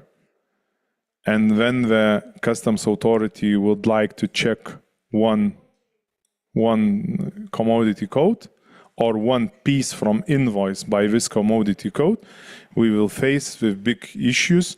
So we still do not know how we will manage them, because this HS code can be in different 200 boxes, and physical control can be very, very difficult. So from my perspective, when we will talk today about the digital product passport, which is already implemented and it works, I think this is, how to say, my opinion, please agree or disagree, that for customs authorities and for us, like we are talking about Jeffco or other companies, when we are talking, for us customs brokers, it's better to operate by the product, not by the shipment. What I mean, when we will do the declaration for 360 or 400 commodity codes per truck, it will be that we will operate by shipment. It wants shipment inside 360 commodity type of goods, not type of goods. Before we were operating by each product, and we can tell that these goods are going like that. And for us, it was more data to operate, but less work. So from my perspective, if we will implement this one digital data hub, I will beat for this, that we should start to operate by the product, not by the shipment. And it will be much faster to have this. We discussed in the morning about IAO. I have 4 companies in different countries which have IAO. So I totally know what it is. So regarding this, that importer is now moving to declarant, or declarant is moving to importer, it's coming new trust and check trader status. Before our, I know we have 5 rounds of discussion. ES was deciding that IAO will not exist anymore when we will move to trust and check status. For me, I am specialist of transit procedure. Transit procedure, so is border movements. I am not interested a lot into the trust and check, because I have imports like an Ukrainian company and our European Union companies and UK companies. We have like now we have like 20,000 transit declarations, still not 40,000 like it was before. and we have like 300 import declarations. Just imagine. So I need that IAO status, which is like a certificate or improvement that we are working by such rules. It's needed because now I am going to Italy. I would like to start to operate in Italy border Como Chiasso with Switzerland. So really, I am coming on IAO status. I'm telling, hey guys, we are specialists. We are confirmed by Lithuanian. Okay, Lithuania is too small country. By Poland. Oh, Poland, we know Poland. Yeah, good. Nobody knows in Italy Lithuania. Lithuania is too small country. But Poland, yeah. We know Polish people because Polish people like to dress very well, so we are going to Italy, and so we know. But so we are coming like Polish company with IAO status. We would like to proceed the transit procedure. Mostly it's T2. It's not T1 because it's moving through Switzerland ES goods. We would like to implement Ukrainian warranty in Italy. It's everything okay, but we need IAO status. What for me, trust and check trader status for implement for this customs? I am not planning. So I think that we will win this war and we still will keep IAO status. So don't throw it away to the basket, implement it. Because now a lot of countries, like 3 weeks ago, I was in Moldova. So we told, oh, we don't need IAO anymore. We will do trust and check. So guys, if you would like to operate another IS country, please do that because it's important for us. So this is like, we know that it will be transparency, predictability, faster clearance. For sure, if Ukrainians will start to produce a lot of things for Amazon platform, you will move to Poland. Yeah, for you, this status, it's quite good.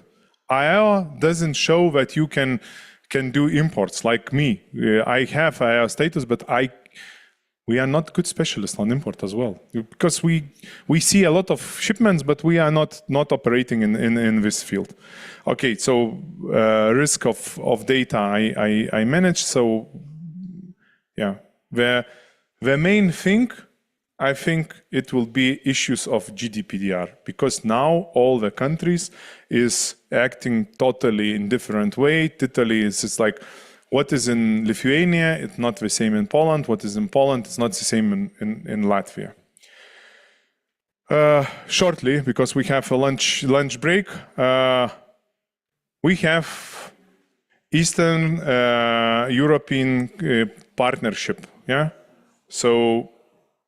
For Ukraine, it's crucial to understand this trust and check, to understand what I will represent next hour, because this is your fields where you're working. You manage good with guarantee, you manage everything, you are good in digital, so please be informed that you have to do it align, not just inside, not do that like all companies are doing. Now I am coming to our clients, transport companies, and telling, hey guys, it's coming EFTI, we should implement. Let's talk about ASIMIA. They're talking, don't worry, we are totally digital. And when I am starting, okay, so I don't want to take any more your photos of CMRs and invoices. Please send me the digital data. You know how faces look? What are you telling me?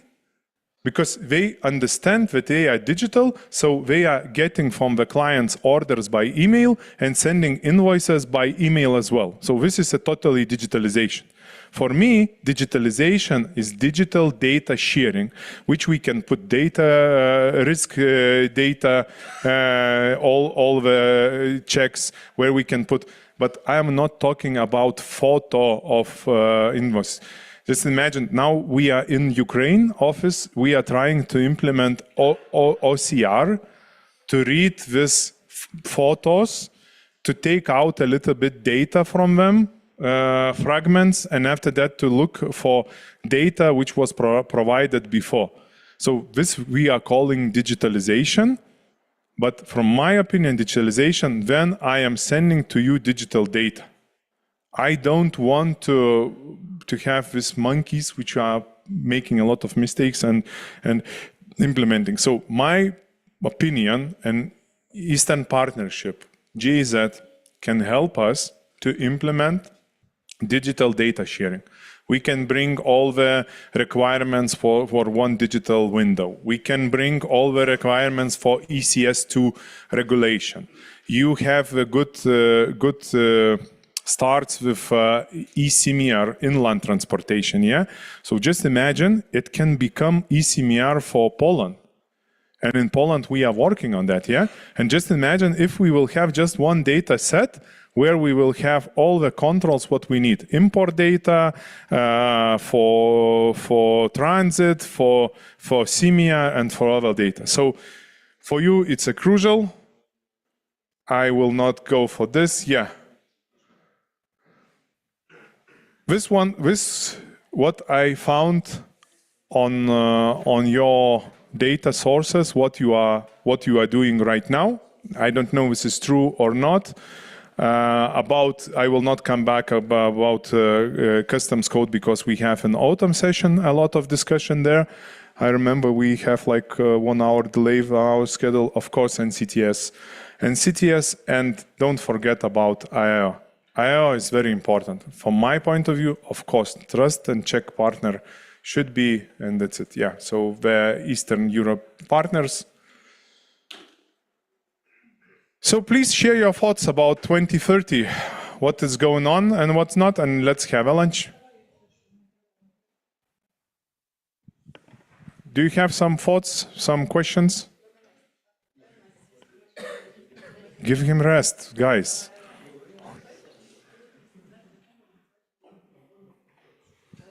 Okay, guys, so lunchtime is open. Let's meet after the lunch.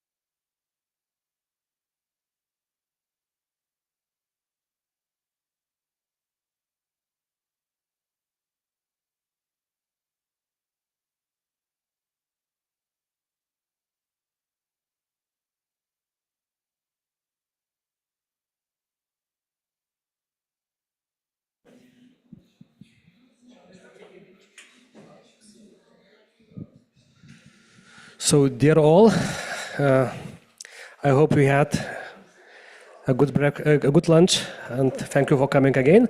So now I would like to introduce our special guest, our basically partner, Aivaras Vilkelis. He is representing one of the biggest international company, MC Mobility Consultants. We have a branch in Austria, in Lithuania, in Serbia, Kyrgyzstan, really a big company.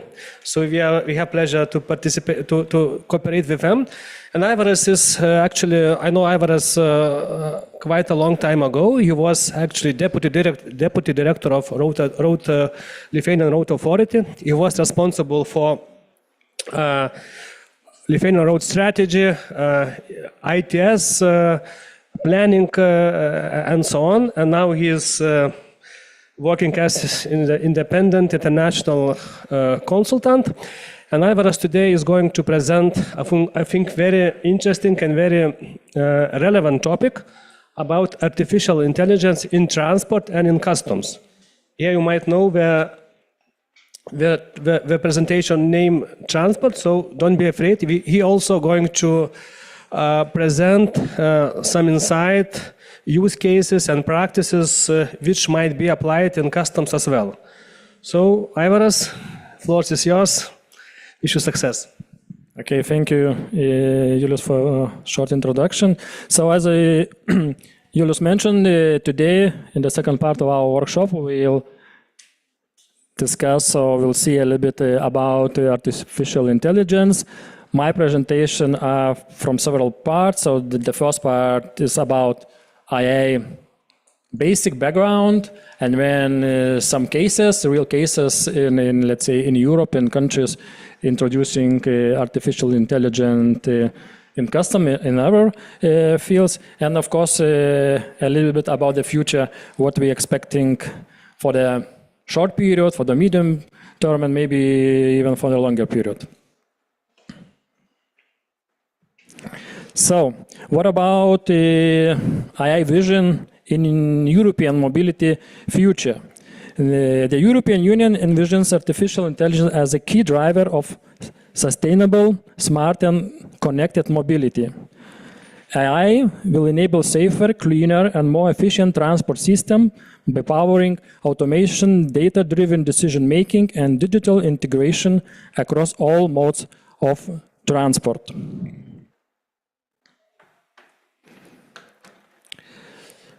So here you see a picture, and in this picture you can see main challenges, let's say in all transport sectors. So key challenges identified: productivity losses, time and resources wasted due to congestion, inefficiency and delays in traffic and logistic operations, accidents and fatalities. High dependence on road transport leads to more collisions, injuries, and deaths. So, anybody knows how many, let's say, people in European Union are killed each year on roads? Approximately. Numbers? No? 1,000, 2,000? Oh, okay, it's more or less okay. It's about 20,000 people killed each year in European Union on the roads, accidentally. Just like this, it's a huge problem. And about 100,000 people are injured every year in European Union. Despite that, European Union roads are the most safest roads across the world. So it's a huge challenge for European Union what to do with the road safety, because maybe you know as well, by 2050, there is a, let's say, objective, zero vision, just to be, let's say, by 2050, no one should be killed on the roads. So it's a very, very optimistic objective. So that's why we need to look for some tools and so on to help to reach those optimistic goals. And of course, air pollution, emission from road vehicles remains one of the largest sources of urban and air pollution, contributing to climate change, health issues, In short, without change, the transport system will continue to suffer from congestion, rising emission, reduced safety, making the transition to smarter, greener, more efficient mobility increasingly urgent.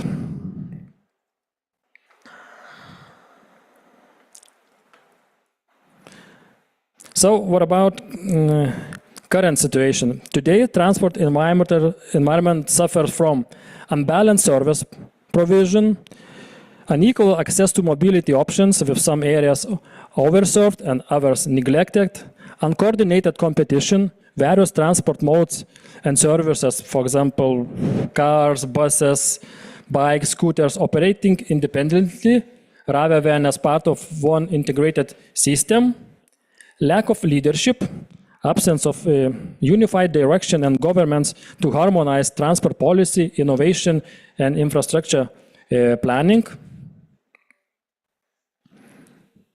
And in summary, the future of road transport lies in the coordinated ecosystem where the data-driven policy making, smart regulations, and multimodal integrations create a cleaner, safer, and more efficient mobility system. And digitalization and sustainability are not parallel goals. They are interconnected pillars of the smarter, people-centered European transport future.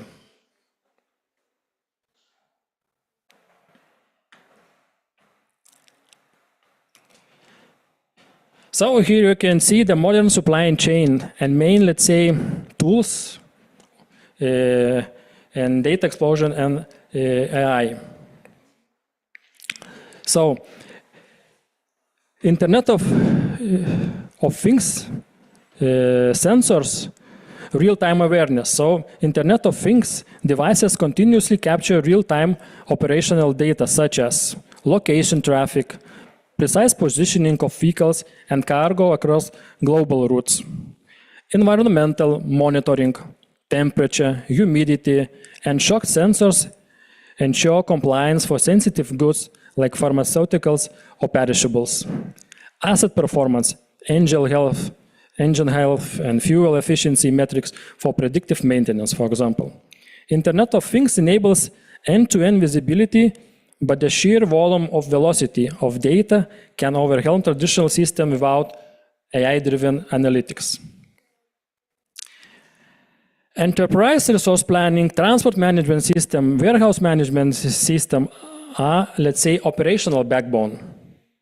So, enterprise resource planning system integrates finance, procurement, and inventory. Transport management system optimizes routes, schedules, and carrier management. Warehouse management system manages warehouse operations, order picking, and storage optimization. This system produce and exchange enormous data sets from delivery schedules to stock levels, often stored in siloed databases that lack interoperability. Connecting them requires intelligent data orchestration. So what about digital documents? So that is a new, let's say, trade language. Traditional paperwork has been replaced by the digital documentation, such as electronic bills of lading, for example, digital customs declarations, e-invoices, and delivery proofs. While this digital transition improves traceability and compliance, it also generates a flood of unstructured data, PDFs, forms, scanned documents, etc., and that must be interpreted quickly and accurately. This task ideally suited for AI-powered document processing, for example. The challenge of drowning in the data, starving for wisdom. The modern logistic chain generates more data than ever, but much of it remains underutilized. Data is often fragmented across platforms, difficult to analyze in real time, and too complex for manual interpretation. The result is inefficiency, missed opportunities, and slow decision making. The solution, artificial intelligence. Artificial intelligence, this is the engine of that transforms this raw data into intelligent, automated, and predictive actions. AI connects disparate system analysis patterns across millions of data points and continuously learns from new information.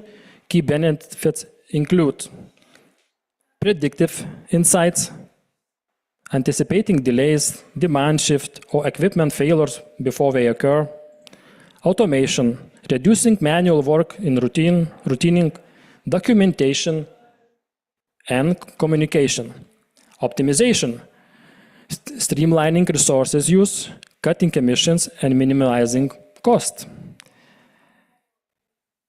And of course, decision support, delivering clear data-driven recommendation in real time. In essence, the modern supply chain is no longer a linear flow of goods, but a living, learning digital network, and it's powered by AI, sustained by data, and defined by the intelligence.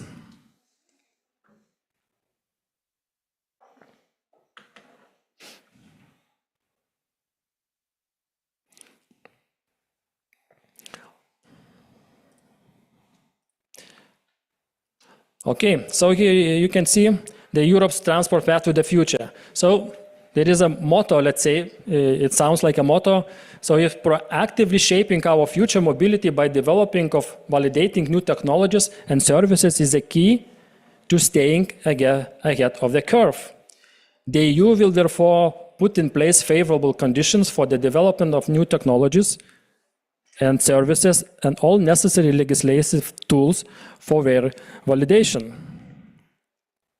So the EU's vision for the smart and sustainable mobility is the European Commission is committed to proactively shaping the future of European mobility by driving innovation, automation, and digital transformation across all transport modes. The goal is to build a system that is efficient, sustainable, connected, and data-driven, supported by the strong policy-making and investment frameworks.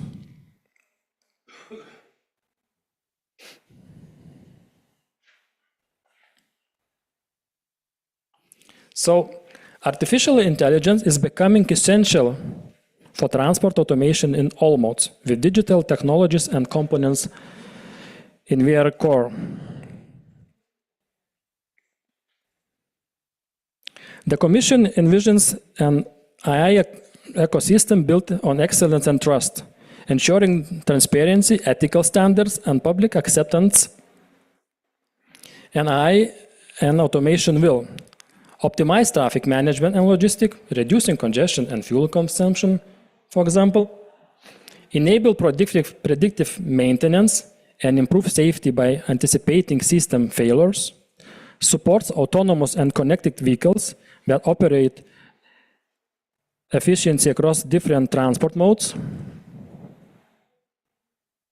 enhance operational efficiency in freight and passenger mobility through real-time data analysis. And AI is there's both a strategic enabler of innovation and policy priority, forming part of the EU's broader digital transformation agenda. Overall, the EU mobility vision is guided by the policy-driven innovation and powered by AI and automation.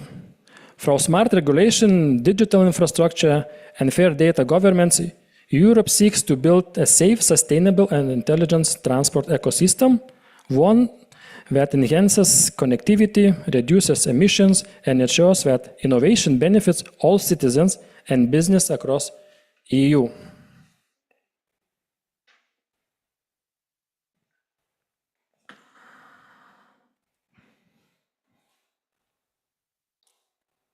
So,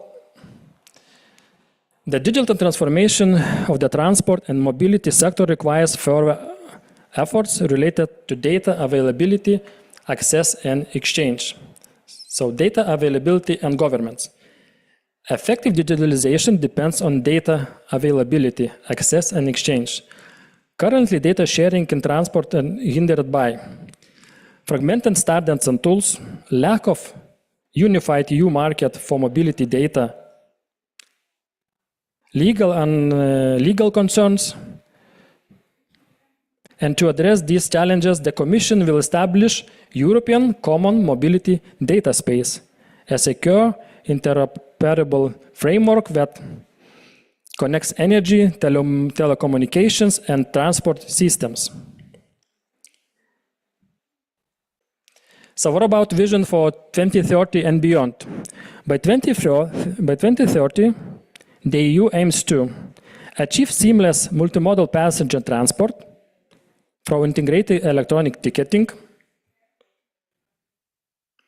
make freight transport fully paperless, and deploy automated and connected mobility system at scale across all EU.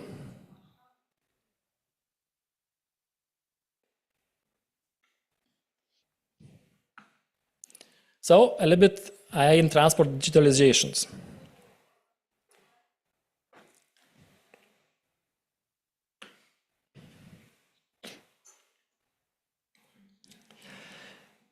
Artificial intelligence refers to capability of computational system to perform tasks typically associated with human intelligence, such as learning, reasoning, problem solving, perception, and decision making. It's a field of research in computer science that develops and studies methods and software that enables machines to perceive their environment and use learning and intelligence to take actions that maximize their chances in achieving different goals.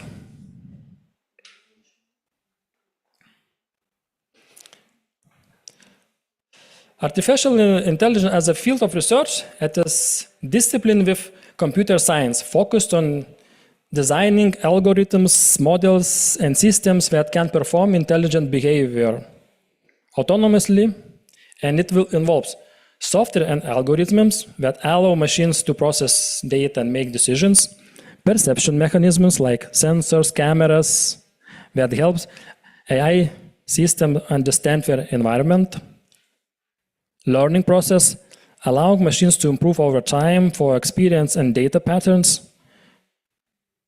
Intelligent frameworks enable systems to act strategically to achieve defined objectives. And AI development merges insights from mathematics, data science, linguistics, neuroscience, and robotics, creating systems capable of reasoning, adapting, and communicating.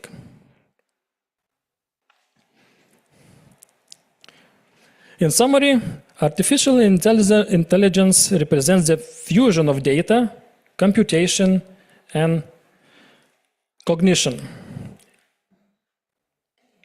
It has evolved from rule-based systems to learning and generative models that can analyze, predict, and even create in modern transport, logistics, and governments. AI is no longer a futuristic concept. It's essential technology driving automation, efficiency, and intelligence decision-making across every level of operation.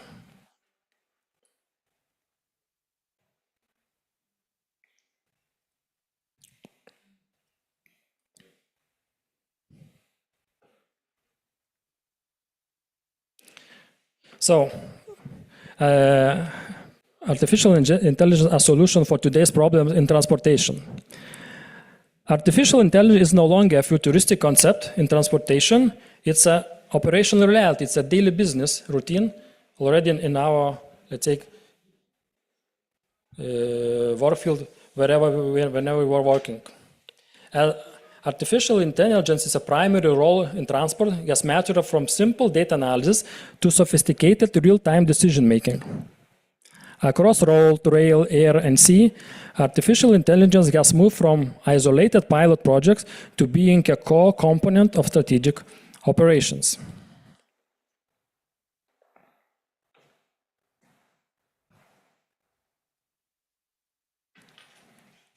So why artificial intelligence matters for transport?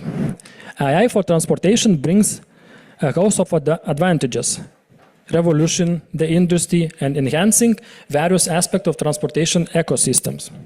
AI, in the tandem with other emerging technologies like Internet of Things, machine learning, cloud computing, big data analytics, 5G, opens up a world of opportunities and new horizons for interconnectivity between vehicles, paving the way for more efficient, advanced, and safer transportation system. Artificial intelligence in transportation industry is reshaping the entire landscape, from optimizing traffic management to enhancing vehicle safety.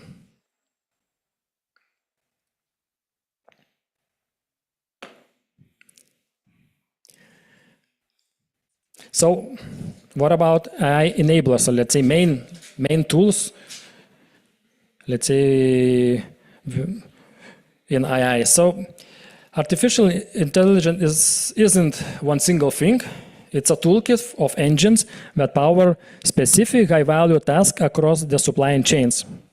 Here you can see typical 4 AI technologies used as AI tools: machine learning, natural language processing, computer vision, and robotic process automation.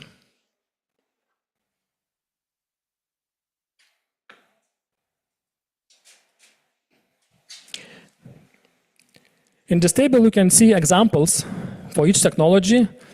And for example, you can see machine learning. The predictive analyst finds hidden patterns in historic data to forecast future outcomes. Core application, it's a forecast, warehouse and predictive maintenance, logistic, risk scoring, customs. Natural language processing, the intelligent reader understands and extracts information from human language, text or speech, for example. Automated data entry from invoices and packing list, customs, customer service, bots logistic. Computer vision, the superpowered eyes analyze and interprets images and videos, cargo scanner, analysis, damage, detection, warehouse, autonomous robots. And robotics and automation, the physical workforce, AI-guided robots that perform physical tasks, autonomous mobile robots for picking in warehouses, automated sorting, etc.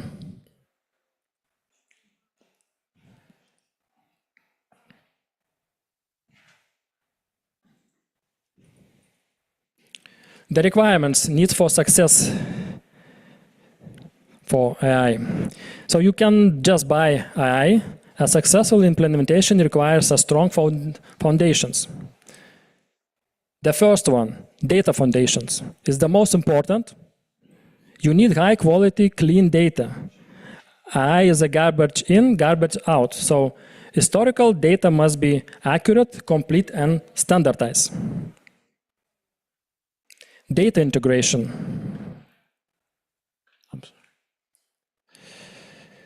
AI needs a complete picture. This requires connecting siloed systems, warehouse management system, transport management system, custom portals, application performing interfaces. Data governance and security, clear rules on who can access data, ensuring compliance with regulations, example GDPR, and protecting sensitive trade information. People and process foundation.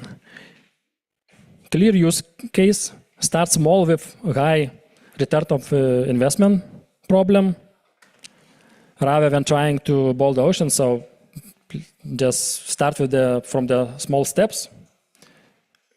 Process re-engineering, you must audit and optimize your current manual processes before automating them. Don't automate bad processes.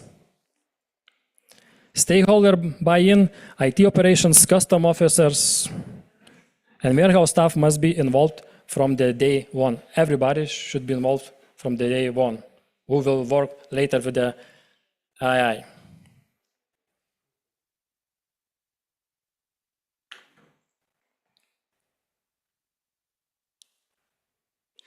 The successful implementation of AI requires skilled workforce.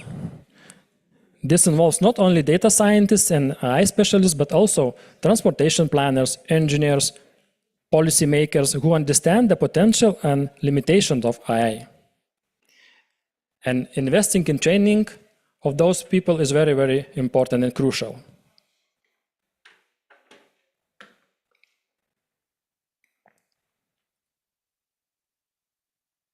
So a strategic guide to implementing AI transportation and mobility, technology and tools. Choosing the right AI technologies and tools is very important.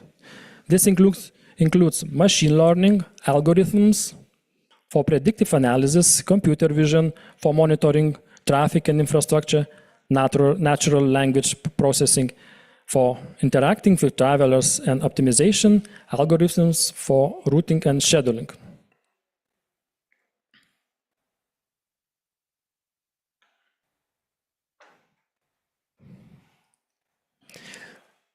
The transportation ecosystem is complex, involving numerous public and private stakeholders.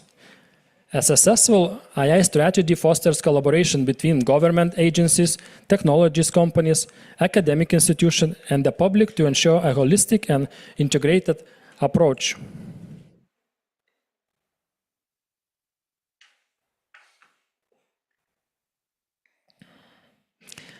A framework for ethical AI is essential to build public trust and mitigate potential risk. This includes addressing issues of algorithm bias, ensuring transparency and explainability for AI-driven decisions, and establishing clear lines of accountability.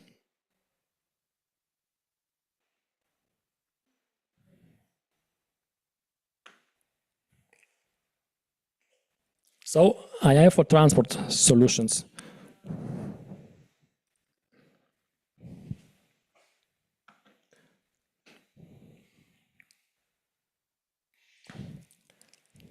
Key application areas for AI in transport and mobility: documentation, OCR, and administration.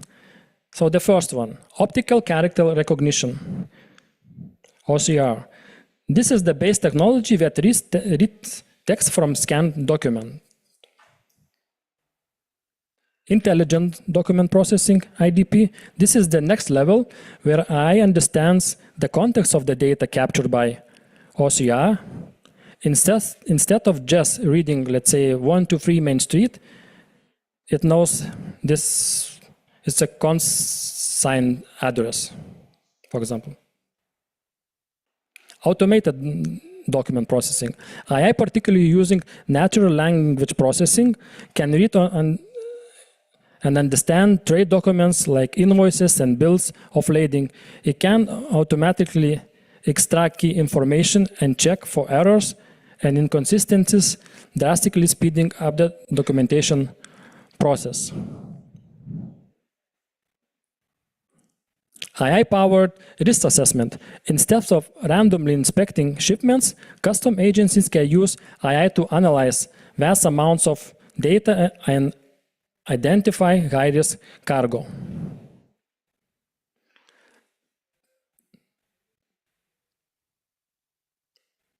Tariff classification. Classifying goods for tariffs can be complex. AI tools can analyze product description and suggest the correct tariff code, reducing errors and ensuring the right amount of duty is paid.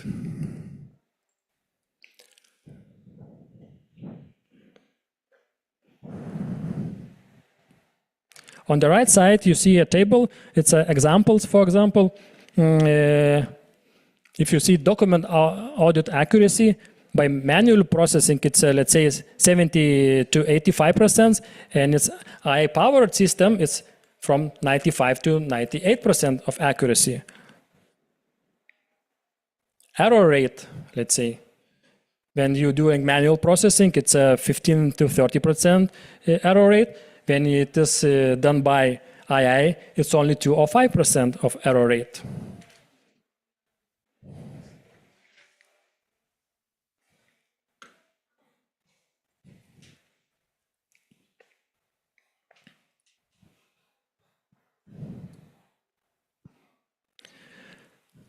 Historically, customs has been a black box of paper, rubber stamps, and manual checks. So this creates delays, shipments, waiting for days, errors, manual data entry leads for fines.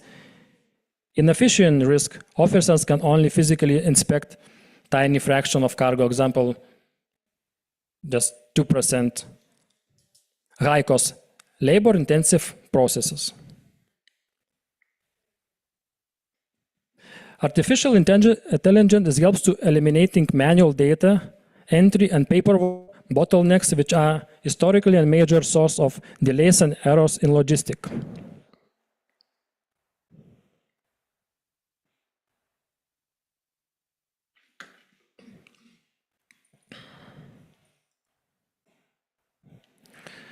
So, route optimization. AI algorithms can analyze a multitude of factors, including traffic, weather, and delivery windows, to determine the most efficient routes for freight and delivery vehicles. Automated warehousing. AI-powered robots and automation systems are streamlining warehouse operations from inventory management to order fulfillment. Predictive demand forecasting. AI can help logistic companies anticipate demand for goods, optimizing inventory levels and supply chain efficiency.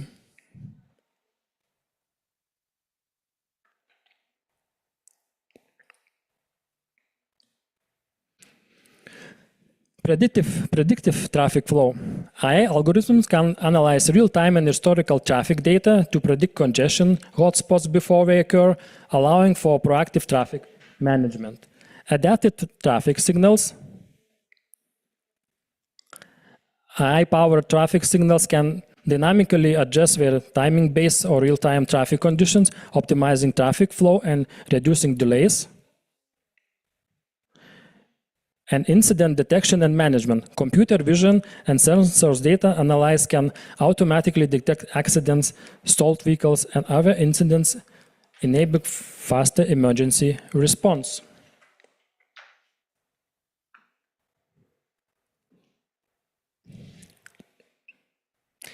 Demand responsive services. AI can analyze passengers' demand in real time to optimize routes and schedules for buses and other public transport, providing more flexible and convenient services.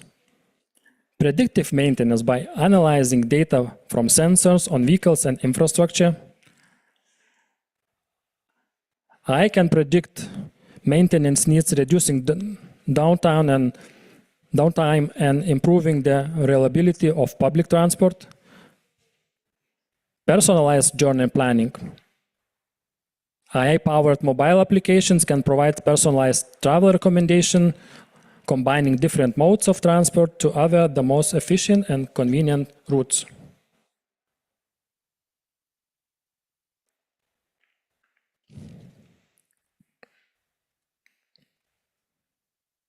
AI algorithms are crucial for optimizing flight paths, for example, in aviation. For fuel efficiency, managing complex gate assignments at major airports, and most importantly, in predictive maintenance. AI can predict when engine component may fail, allowing them to schedule repairs proactively, which dramatically increases safety and reduces costly downtime. So now we show you a little bit about real cases of AI in transport and customs.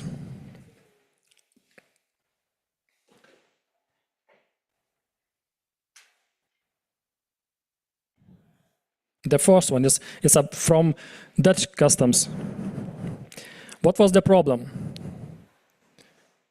With millions of containers passing through the port of Rotterdam, the largest in Europe, manually selecting high-risk containers for inspection is impossible. Traditional random checks or simple rule-based systems are inefficient, missing illicit goods while delaying the legitimate trade.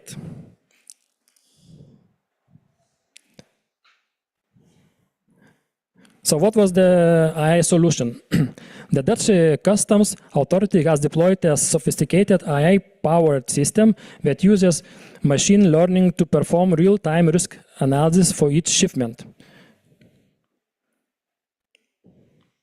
The shippers and receivers history, the declared contents and their typical shipping routes, discrepancies in paperwork, vessel tracking data from Internet of Things sensors, and global trade patterns and intelligence reports. The algorithm assigns a dynamic risk score to each container. Instead of telling officers what to check, it tells them why a shipment is suspicious. For example, because of weight anomalies for its declared content, or the shipping routes deviates from normal routes of the supplier. So this AI-driven tool has led to 300% increase in the hit rate for contraband, including drugs and counterfeit goods.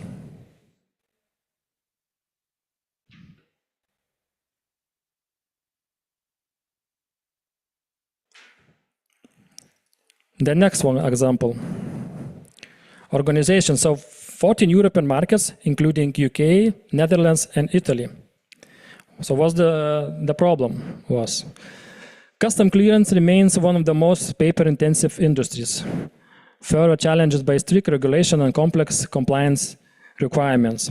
Even a basic declaration involves, let's say, at least 4 multiple documents, and sometimes over 10, including import-export licenses, certificates of origins, and various regulated compliance documents. So what the solution is? The Custom Smart Assist solution uses artificial intelligence, machine learning, and optical character recognition, OCR, to process documents accurately in various formats and qualities, including handwritten information or low-resolution copies and mobile phone photos. The tool also takes language complexity away. It automatically extracts all relevant custom-specific information and instantaneously translates it.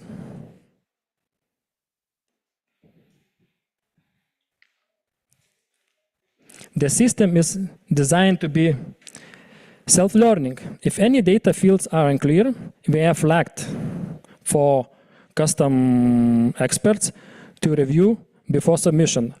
Once corrections are made, the AI learns from feedback and continuously improves its ability to interpret and process similar documents accurately in the future.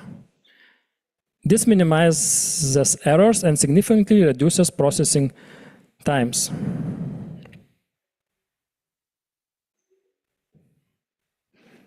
The impact. The human-in-the-loop model ensures accuracy while drastically reducing processing time.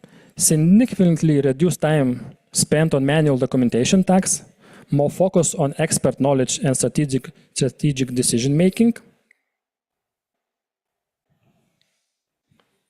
Up to 50% increase in efficiency in the preparation of digital custom declarations.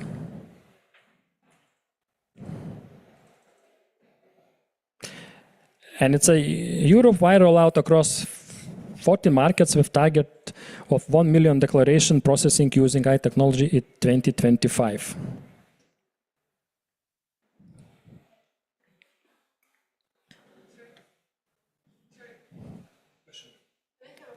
Yeah, please. Can you please use the mic so we have the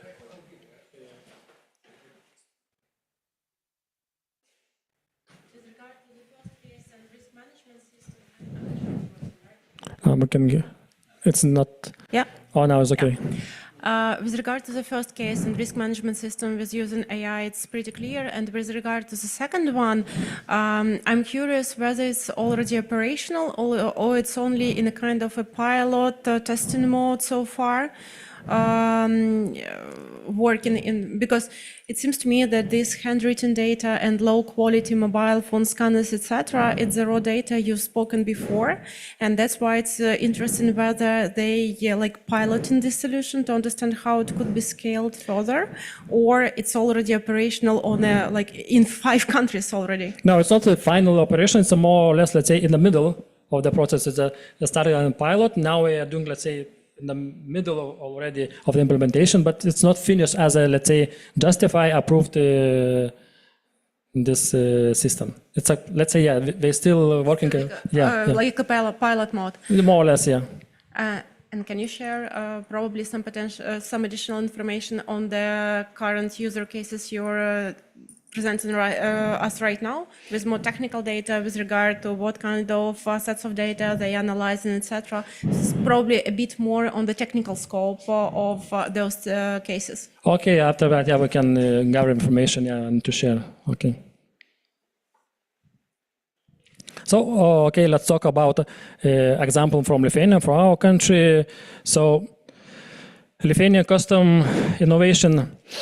The problem was manually reviewing X-ray scans of thousands of vehicles and cargo containers passing through border checkpoints every day is a monumental task. So human operators can become fatigued, leading to errors and making it difficult to spot well-concealed contraband. So what was the focus? So non-intrusive inspection technologies. The system highlights anomalies and potential contraband like smuggled cigarettes instantly. This reduces the need for time-consuming physical inspection and accelerates the flow of legitimate cargo. So the AI solution, which was introduced by Custom, has deployed AI-enhanced X-ray scan systems and several key ports of entry in Lithuania. As a truck or container passes through the scanner, a high-resolution image is generated. An AI computer vision algorithm will analyze this image in seconds. Then AI is trained on hundreds of thousands of past scans to recognize anomalies. Unusual densities or shapes hidden within legitimate cargo. Modifications to structure of the vehicle itself, for example, hidden compartments. Objects that don't match the cargo manifest. The system flags suspicious. Scans and highlights the specific area of concerns for human officer to review and allowing them to focus their expertise on the highest risk items. The technology has been credited with numerous high-profile seizures of drugs, weapons, and other illicit goods. And it significantly speeds up the scanning process, reducing wait times at borders while simultaneously improving security.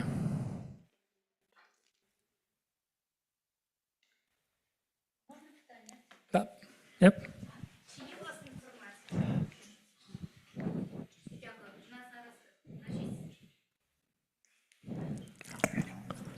В Україні зараз багато скан-систем закуповуються і вже є діючі. Sorry, I don't understand the Ukrainian language. So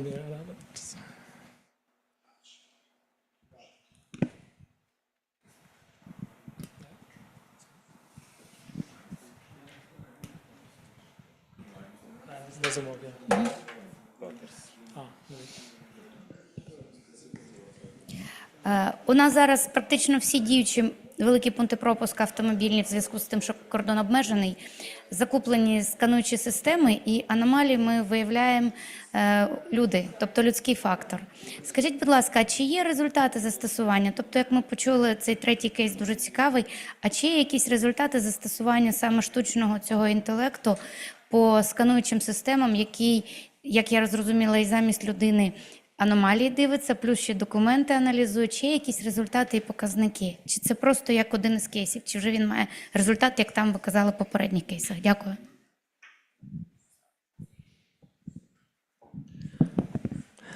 I don't have exact numbers of their, let's say, efficiency, but as I remember, like, let's say from the custom colleagues were saying that it's increased several times to catch the smugglers. I don't know what does it mean, let's say several times, but we're talking about several times. Yeah.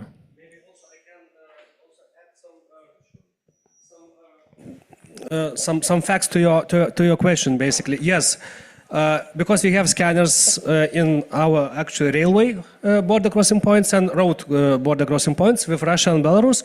So basically, due to the scanners, the contraband through this channel is stopped. We don't have, just of course, maybe, but very, very minor amount. And that's why we have other ways. Maybe you have heard about meteorological balloons. Now it's a new topic.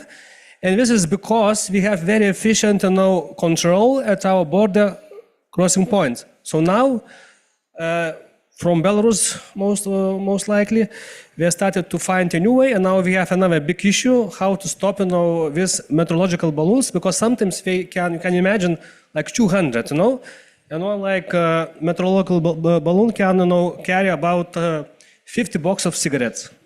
So this is now, I think, the biggest problem we are trying to solve. So if you have some solution how to solve, so please advise us. Yeah, let's say that was a negative impact of the scanning, because I understand that they will be catched. So now I started with the balloons.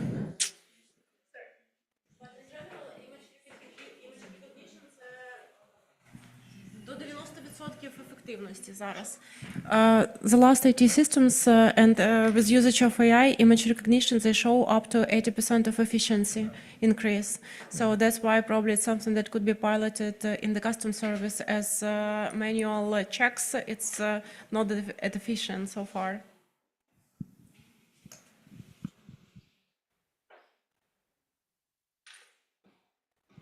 Okay, let's talk about one small real example from Germany.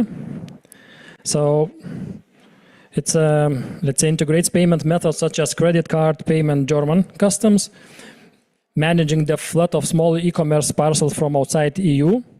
So AI solutions, AI-powered classification tool embedded in the consumer-facing app.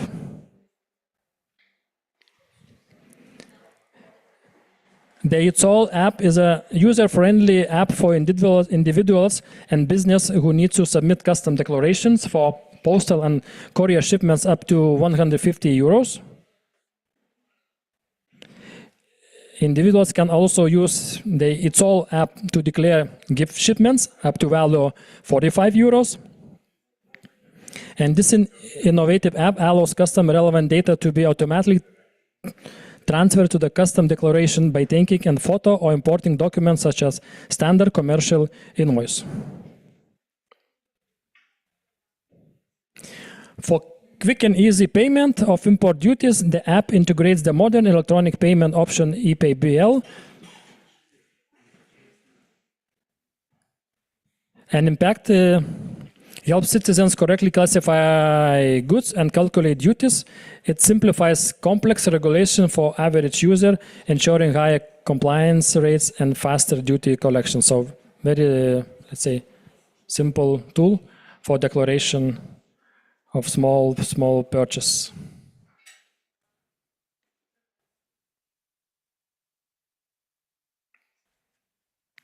The next one is from Dutch Customs and Estonian Tax and Custom Board. So the problem was traders struggle with complex regulation available in 24 different EU languages. So AI solution, it's a Gen AI powered chatbots trained on official status and tariff notes. So benefit is provides consistent, legally grounded answers in real time regardless of the user language, reduces the burden of human support staff, and enhances trade predictability. Just AI answering the questions, typical questions.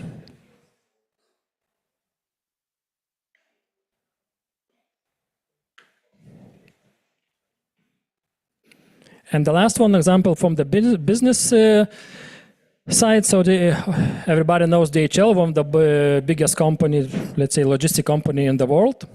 So the problem is was for them, so for global logistic giant, fuel is a massive operational cost, and providing accurate estimated times of arrival is critical for customer satisfaction. So static rules cannot account for real-time variables like traffic jams, road closures, adverse weather, or even minor delays at previous drop-off points. So DHL introduced AI solution. DHL has integrated an AI platform called My Supply Chain that creates a digital twin of its entire logistic network. For its road freight operations, the system continuously ingests live data from vehicle telematics, GPS, public traffic, weather services, and port authority updates. The AI constantly recalculates the optimal route for every single truck in its fleet, in the DHL fleet. And if a major accident blocks a highway, the system automatically reroutes affected vehicle in real time. The system doesn't just calculate the fastest route, it predicts the most likely arrival time, what is very important as well for DHL. By analyzing historical data, it knows, for example, that a specific driver is usually 10 minutes faster on a certain segment, or that a particular delivery point always has a 20 minutes unloading delay, for example, on Mondays mornings. So, and DHL has reported that this system, AI, reduced in fuel consumption by 50% of all logistic chain.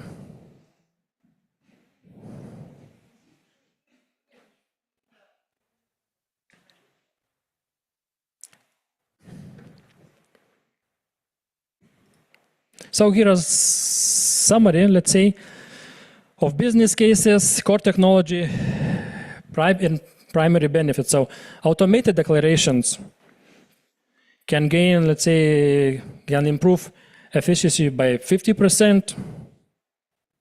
Risk management, it is predictive analytics, reduce false positives.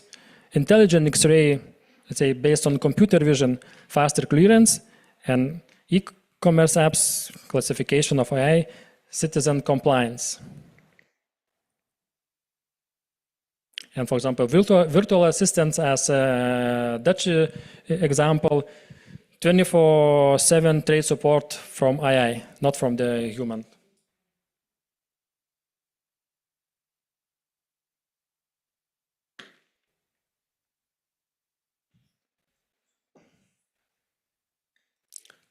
So just very briefly about, let's say, implementation, what we need to, let's say, introduce AI.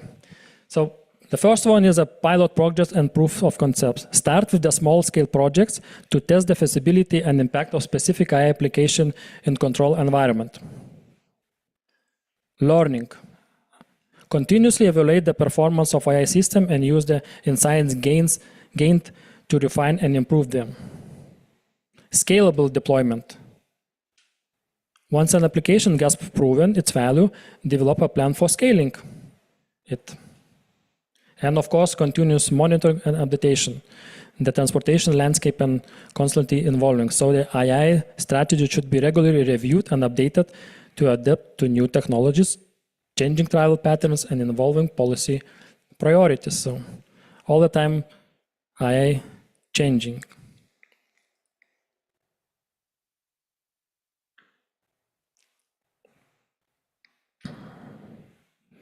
The real-world impact of AI, the good and quantifiable wins. Efficiency and cost savings, the most consistent win. In 2024, a study by the International Transport Forum found that AI-driven logistics can reduce fuel consumption in trucking fleets by 10–15%. It's the same example it was from DHL. For a large haulage company, this translates to tens of millions of euros annually. So it's really, really good impact. Safety enhancements. In road transport, AI is the brain behind advanced driver assistance systems. Features like automatic emergency braking and lane keeping assistant, now the standard in the most new vehicles, are directly responsible for a measurable reduction in collisions. The EU General Safety Regulation, which mandated many of these features, has been a notable decline in specific accidents types since its full implementation. So it's very important for reduction of road fatalities on roads. So improve customer experience. AI-powered journey planners provide users with real-time multimodal travel options, integrating ride-sharing, public transit, and micro-mobility like scooters, bikes into single seamless experience as a one ticket, let's say, in public transport as well.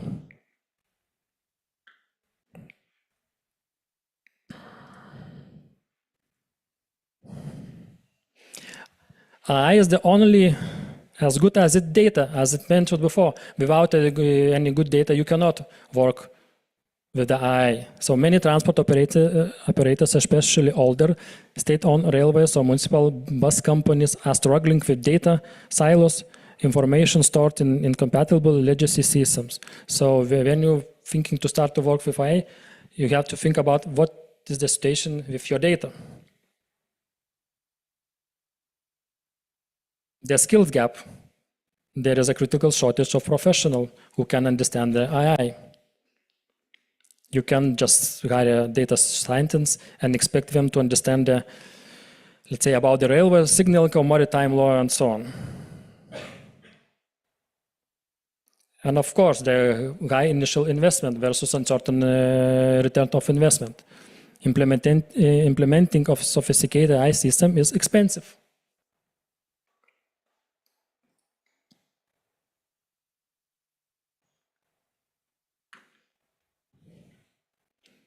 So, job displacement. The efficiency of AI in logistic and administrative roles has a direct human cost. Automated document processing in custom and freight forwarding is eliminating jobs. While new roles are being created, for example, AI system supervisors, they require different skills, of course, leading to workforce displacement that governments are struggling to manage. So that's, everybody is sometimes afraid of AI because of job losses. So that was, let's say, the most important. And the conclusions.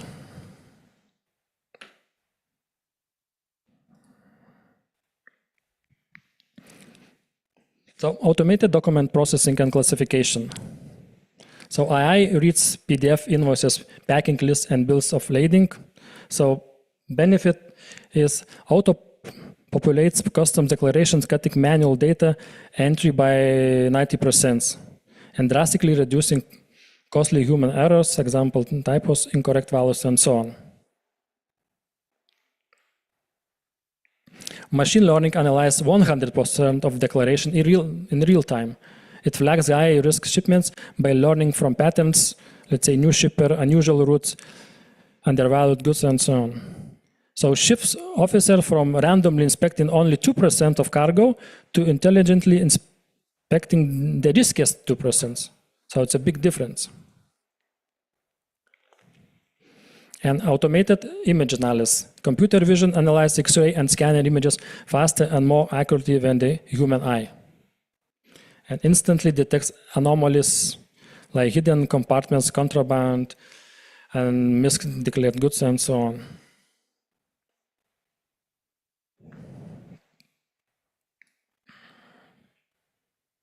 Dynamic route and fleet optimization. I analyze real-time traffic, vary fuel prices and delivery windows.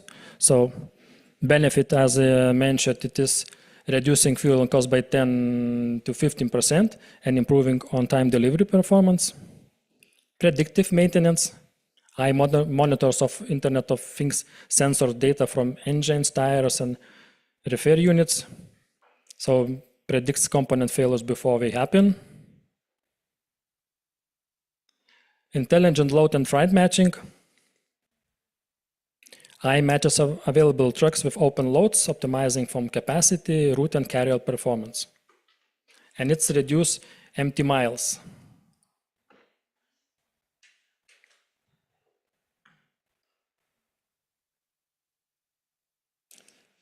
So AI-driven demand forecast. Machine learning analyzes historical sales, seasonality, market trends, and even weather. So benefit creates highly accurate demand forecasts. This prevents both stockouts, lost sales, and overstocking.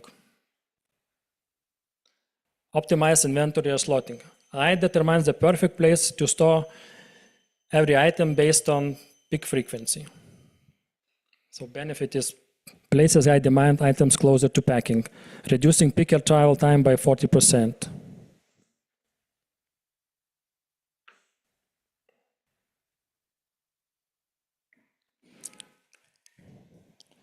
So another benefit, so drastic time reduction. Clearance times drop from days to hours for low-risk compliant traders. Automated document processing using AI can cut manual data entry by from 80 to 90%, virtually eliminating typos and human error. Automated classification. AI systems can analyze a product's description and suggest the correct tariff code with high accuracy.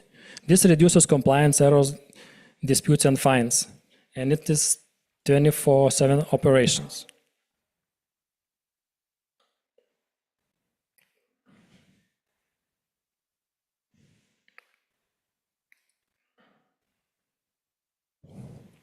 This is the smarter part of the equation, facilitating legitimate trade while stopping illicit goods. Smarter risk management. Before AI, officers inspect random 2 to 5% of cargo. With AI, analyzes 100% of data to identify risks to 5% of cargo. This means officers stop wasting time on compliant shipments and focuses their expertise where it matters.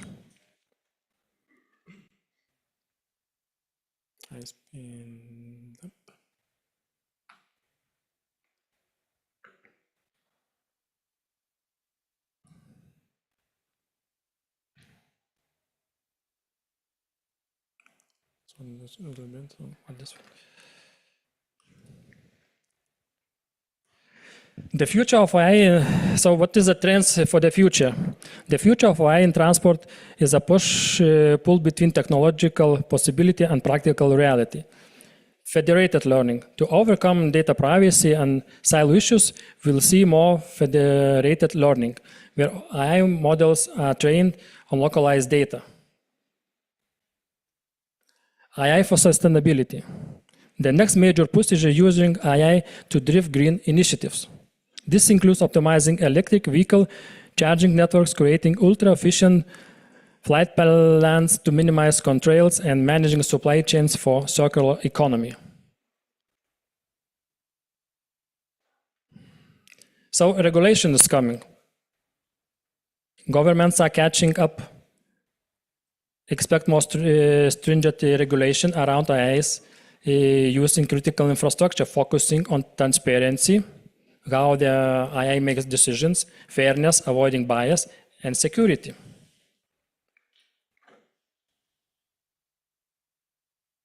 Okay, let's skip it now.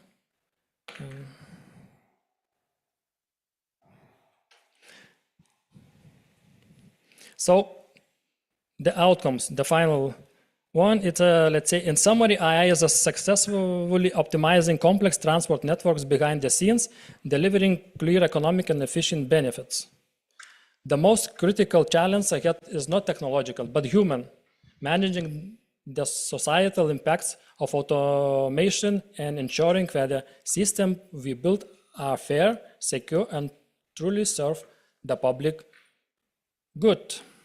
So that was a final slide from my side about AI. And that's it, yep. Thank you. It took a little bit more time than it was expected, but yeah. So we have time for questions. If you have, please raise your hand. I will support with microphone. Sorry. We have not question, but request, if possible, to share detailed information regarding usage of AI in case 2 and case 4 for the postal operations and for the declaration submission. Okay, after this meeting, just we can discuss and we will agree and we will send, okay? Yes. We clarify your request and we will send by email. Thank you very much. You're welcome.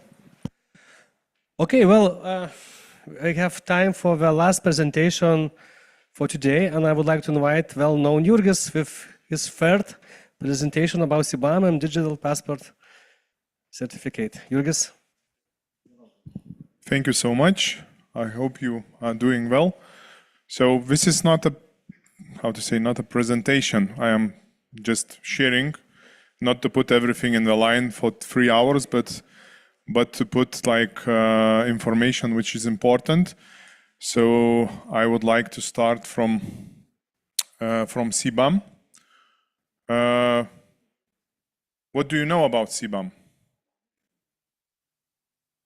Students, do you know something about carbon border adjustment? No? Okay, so it's a big issue for us. So first of all, let's share why it's important, and after that, let's discuss what it is. Economic wisdom says if you want less of something, tax it. And one thing we all want less of are toxic emissions that harm our environment.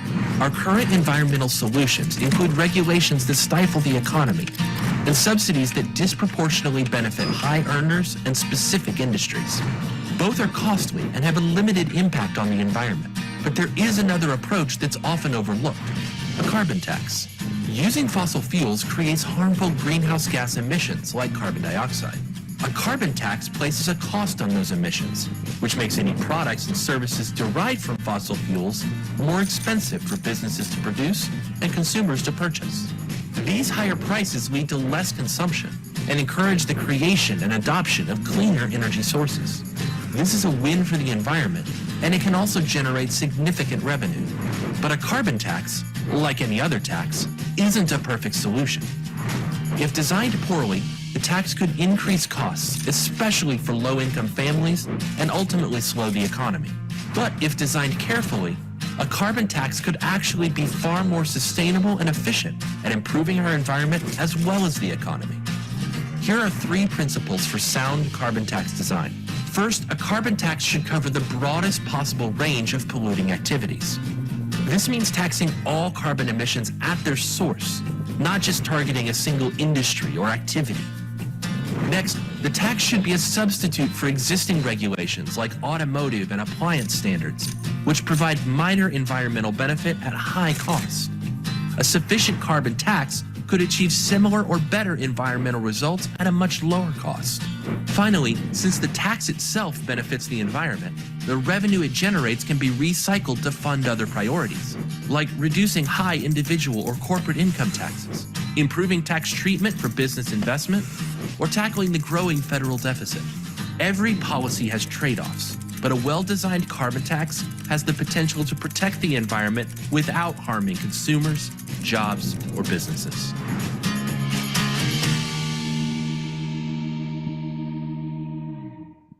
Okay, so this information we took from our biggest information supplier, Taxud, which is helping in our all day life operations. So first of all, you should hear about the Paris Agreement, in which was decided that Europe Union in 2050, once again 50, will be carbon neutral. So what we see and what we know, the pollution. And believe me, especially when you are somewhere in either in Kyrgyzstan here or somewhere like in Georgia, you can feel this smog, especially when we have mountains and everything. Yeah, I think we can feel this on the streets in Kiev as well, especially in traffic time. So for generators are working, yeah. Yeah, but this is how to say, it's a special situation, yeah. So let's do not just be happy that we have such kind of solution. Of course, we have to put the power storages, I think, in the future. But the main thing for us people to understand, this is pollution, cars. Yeah. But actually, when we are talking about production, we are polluting much more and more higher. That's why European Union put some taxes on the pollution production. And they are regulating this. Yeah, and it works. But what's happened? So all imports or all productions move to India, to Australia, or somewhere else, where it's not regulating, and you can produce and you can pollute. And what it means that it's not coming to our nature, it comes as well. Yeah. So European Union start to regulate inside the European Union and outside as well, and put it this additional carbon tax, and it's called CBAM, carbon tax border adjustment. And for me, it's a tax. For me, like customs broker, I have to do the declaration for my clients. Happily that it is not too much products. Some of them are thinking that this is lobby of European Union productions. Of course, somehow it's true. Yeah, really. But if we are talking about the pollution, like how we feel, yeah, of course it should be. And it's like very easy to understand how it will have impact, especially for Eastern Partnership countries. For Ukraine as well, because you have the metal, you have the cement. We will talk about the line of the products, which will be put at the addition tax, which we have to calculate. Yeah, and then you will tell when it will be. So we are doing these declarations from 2023, but now just we are taking the analysis, so assembling the data to put the higher level. And now this level is about 73 euros per ton.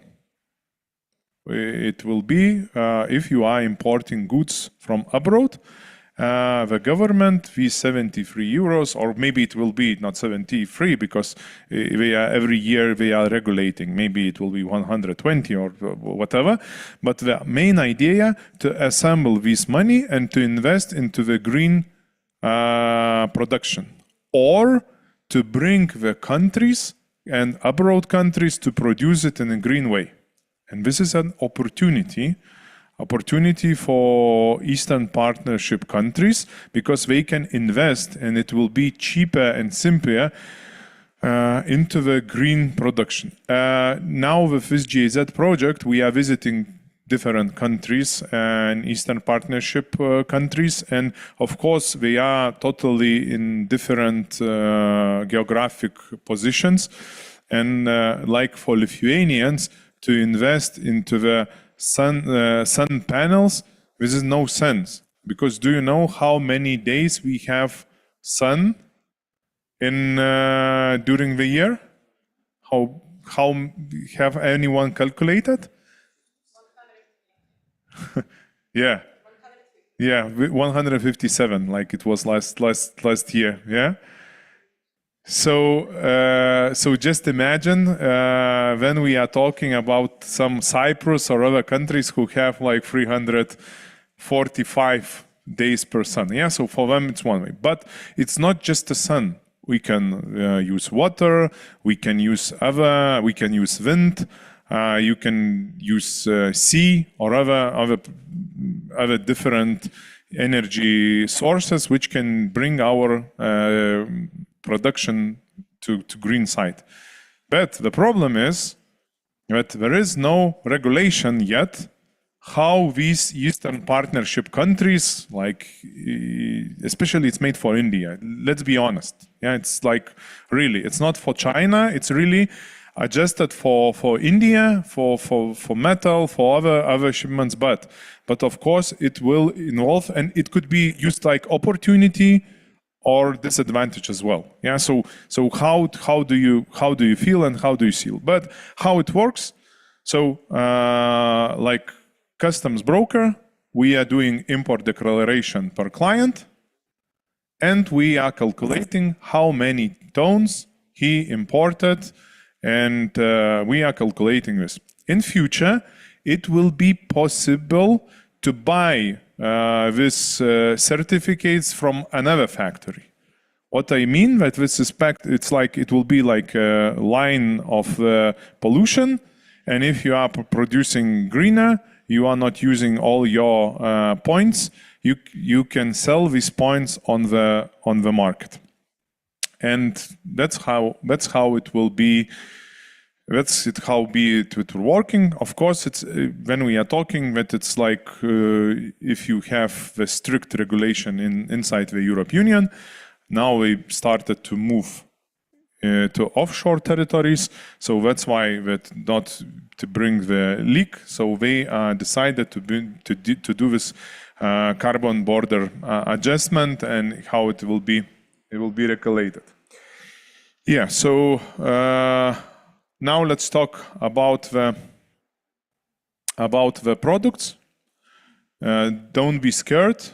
There are just few of them. In future, maybe European Union will put more, but we know that it's like cement, iron, aluminium, electricity, and fertilizers.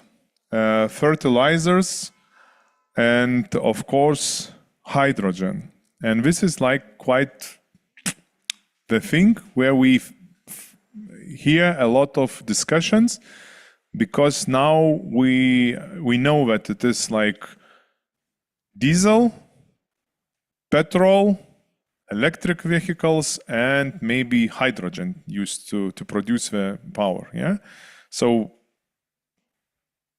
hydrogen could be used in like substitute of some petrol. And now we put some carbon adjustment on the hydrogen. Of course, we totally understand that hydrogen production of hydrogen, it could be made together with high pollution, but in another way, of course, totally covered all European Union productions. I don't know what thinks your government or your business people about production of hydrogen, but Lithuania are investing a lot, and our seaport of Klaipėda invested into the biggest hydrogen production.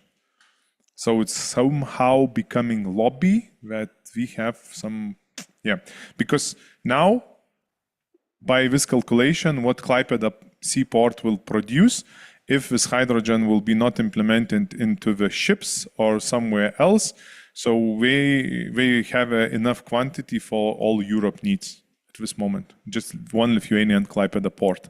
So we don't need any other producers there. So don't invest into hydrogen. No, I am joking. You can do it. But just take attention how to align with European Union regulation, because it's a good that your country, and it's possible that you are providing your certificates, and it could be good for your certification center that you are producing in a green way, and you don't have to be put at the tax. It's 100 euro or 75, no matter. It's every year will be adjusted new tax on that. So it could be used like possibility to use it. And iron, steel, and aluminium, cement, and fertilizers could be interesting for your country, because you have somehow production of that. So, like I mentioned, it will have involvements about where the goods will move, how they will move, from where will be imported, where will be produced. So you should be informed, you should be ready. Additional, of course, cost of this declaration will be implemented, and of course it will be some penalties not doing this. And of course, if you will jump into the climate club, so it will be very good opportunity for your country to use it.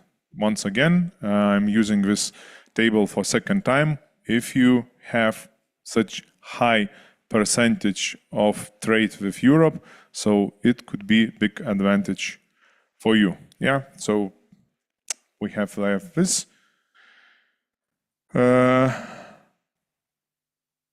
I hope that this implementation will be success to reach this goal in 2003, have zero emission or how to say, if you are polluting, so you are paying some taxes. From these taxes, the taxes will be not used for, I don't know, to build governmental houses or everything, but will be invested into the green energy, hopefully, because now you are facing some issues with power.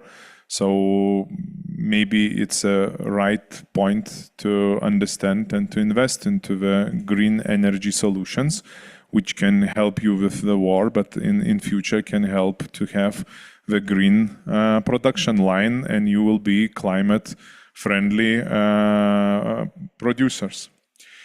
Okay, so this is new tax. It's coming. Everything okay. We totally understand. We cannot do anything with that. So let's move forward. I would like to share a little bit mentioned already that we will talk about the digital product passport. It is very good solution, and we will have small game. I have a prize there. I brought it from Vilnius. So be attention. So now let's look what it is, digital product passport, and after that let's play a game, short game. 99% of everything we buy is thrown away within 6 months, leading to more than 2 billion tons of waste every year. That's enough to fill 207 million garbage trucks, or to create 2.5 more Great Pacific garbage patches. To combat this problem, we have to transition to a circular economy. But there are major challenges, maybe none greater than the gaps in data availability and transparency across supply chains. For products to be sustainable, it is vital to know what materials they used, where they come from, and how best to reuse and repair the product to maximize its life cycle. A key solution is the digital product passport, tracking not only where a product has been, but its entire life cycle. A digital record ready to reveal its journey, composition, and impact whenever needed. A digital product passport can be attached to anything, from a plastic bottle to a car, a t-shirt, a phone, or the screen you're watching this video on. Take your smartphone, now with a digital passport continually collecting information on components, production, and impact. Updated and verified using technologies like blockchain to securely store data. Consumers, manufacturers, and regulators can now access trustworthy information, helping everyone to make responsible decisions. Companies can ensure resources are used efficiently, minimizing waste, extending lifespans, and improving recycling initiatives. Just as circular economies thrive on cooperation, so do digital product passports.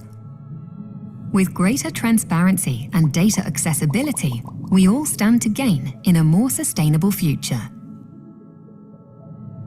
Visit our website to learn more.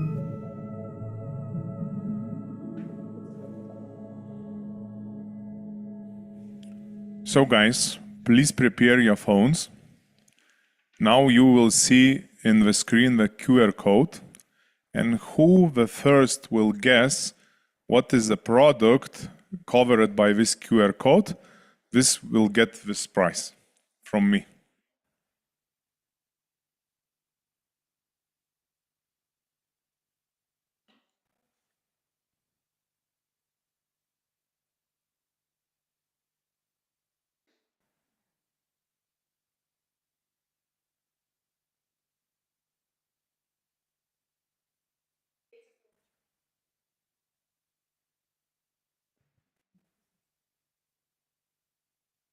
So I'm giving you mic, you will answer. Somehow, some kind of sweets, and it seems to me this is could be this box, or it could be any kind of sweets in a box. What's the difference? Yeah, it's true. So prize goes to you. Yeah, it's sweets.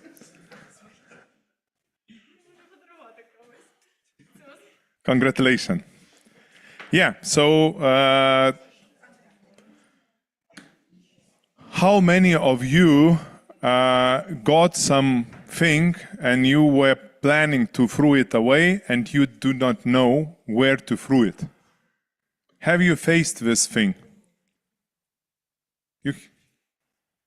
In our country, we have no such problems because we have not so many stations for sorting the garbage. So that's why probably it could be the problem when you're traveling somewhere abroad. But in our case, in our country, we have three typical types of waste.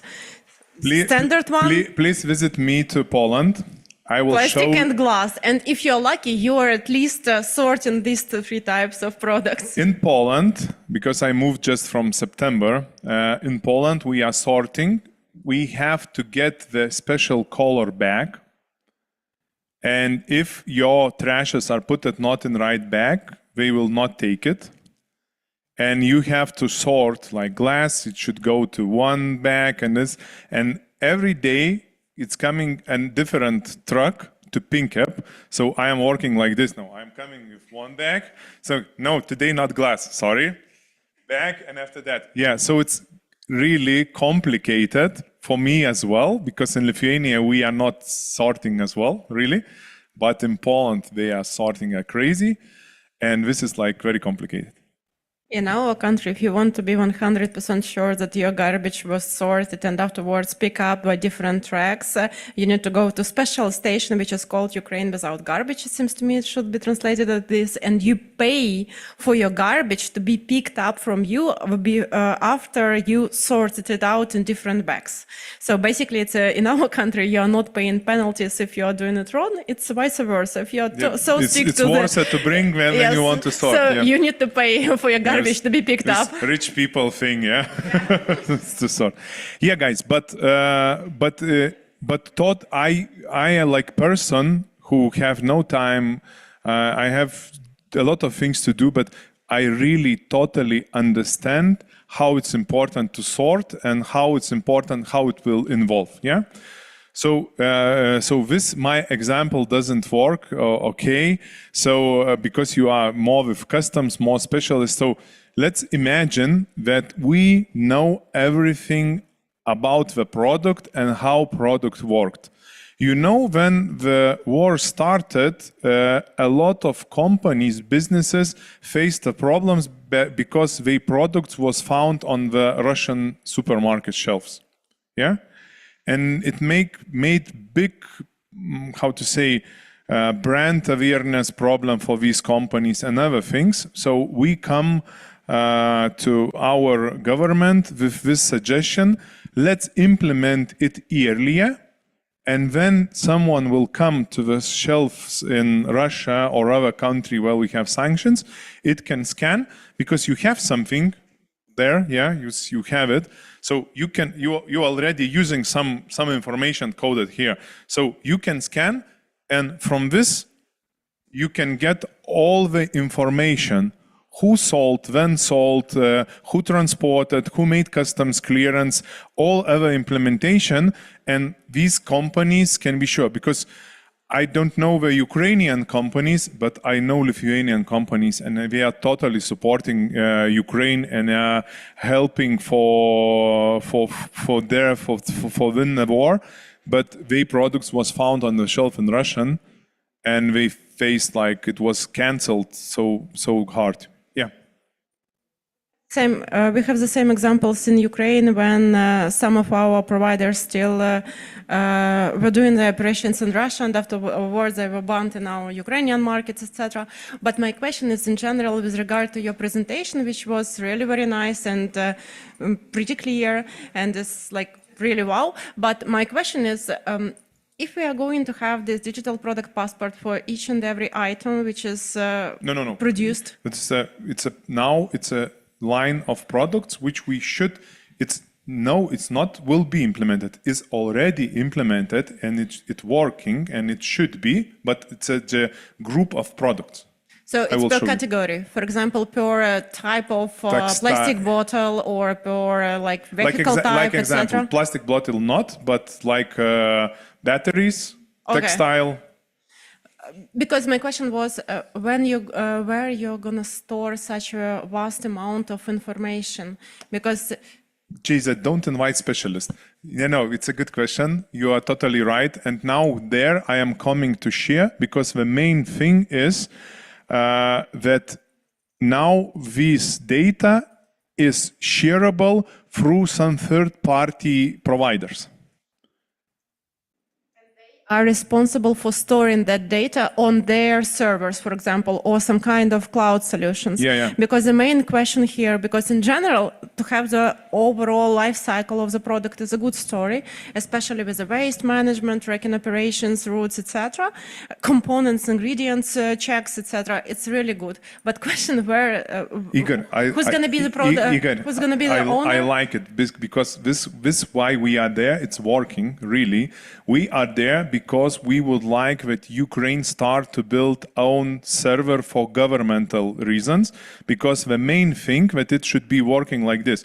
Government organize the data hub for keeping data for the producers. After that exist some providers who can organize QR code, who can organize like data sharing, examining everything, but this data should come from these, like we have gates, and data keepers, and we have platforms, data providers. Now at the moment, the data keepers and data gate doesn't exist. And the problem is that now we have just platforms, data providers.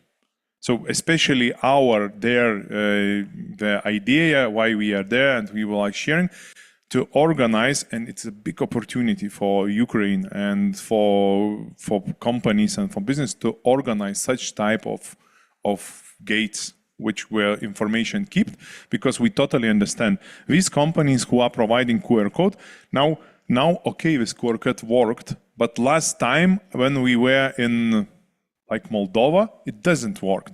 Because we have the IP, they are blocking and blah, blah, blah and something. So it should not be like this because it can be used. But don't go very deep into the kind where this data will be saved, because it's already implemented and it's already working. So if you agree, from my side, I see, first of all, we need to sort the trash. So first of all, for us, this information is very important, because before, when we are walking in supermarkets and purchasing everything, so it was mandatory to put the stickers from how these goods are produced and how they are, like, what is inside, And now when we have this 70 billion euros turnover of Temu, these items do not have any information. It's written in Chinese. We do not understand. It's from lithium battery made from salt, or it's made from... And nobody knows that, And nobody can find this information. So it will be mandatory to put this kind of information if you would like to export, or if you need to import these goods to Europe Union. For example, for Temu providers, it will be mandatory as well. Yeah. If you will sell the textile from 2026, it will mandatory to put QR code and provide data. First of all, unfortunately, for platform in Europe, which is like you can choose the platform in Europe who is providing you QR code. You are putting your QR code on stickers, or your customs broker in customs bonded warehouse will put the stickers on it, and you can import the goods just after that. My suggestion to use this information and to work in the customs authority on the goods level. It is very useful. Now, what I mentioned, now we are lack of information. Mostly we are working on the shipment level, and we need to have this information. So from these things, which is mandatory, it could be very useful to use this code. Do you know where it's used already, this digital product passport? I'm sure that each of us have this product at home, and it's used, and one of the Ukrainian startup company made this platform like 4 years ago. I have hobby. The biggest and most expensive hobby, it's Transport Innovation Association. It's called TIA. And TIA have the biggest transport and logistic events one time per year. It's called Transporto Inovacijų Forumas. We are organizing like events for transport, logistics, customs specialists, inviting speakers from abroad, guests from abroad as well. So last year we had 1,400 people. This year 1,000. It's a little bit. We understand the crisis and everything in the market, but still. So 5 or 6 years ago, I had on the stage, because we have startup session, the company from Ukraine, and they represented this digital product passport made with GS1 company together. Do you know what is the type of product which you have at home? Everyone from I am totally sure that you have, just you never used it. Yeah. Drugs. All medicine, it's already barcoded. Unfortunately, you cannot do it by your phone camera. You have to download special app, but you can download and you can see where and who was producer, who transported, when was passed the border, another system. So this thing works, and in medicine it helped. It saved a lot of lives, because you know of the copies. When you are doing copy, you are not building digital product passport for them. Yeah. So we are totally understand that it matters, and it's very important.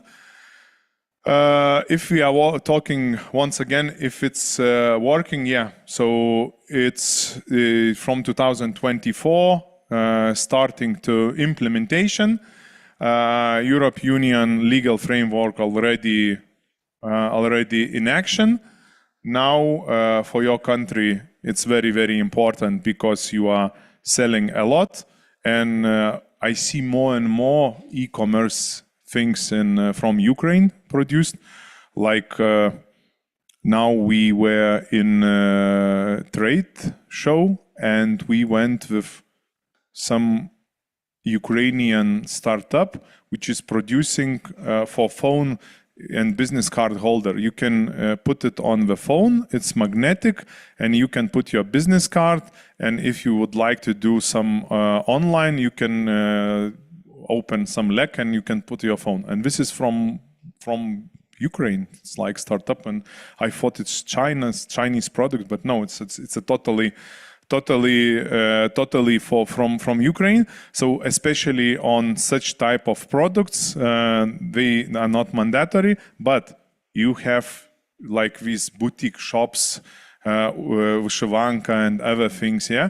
So on it should be put how it will be produced, and of course it should be put another information. So now these platforms will follow and will give this information. It will be given on different levels. It's a business, and it's a monthly paid transaction, and customs broker will have one information. Consumer on shelves will be allowed to see another information. But of course, it's very important to put it. From my opinion, we should use it really on high risk if you are talking about violation of sanctions. I think it could be very, very, very, very useful, and it could be.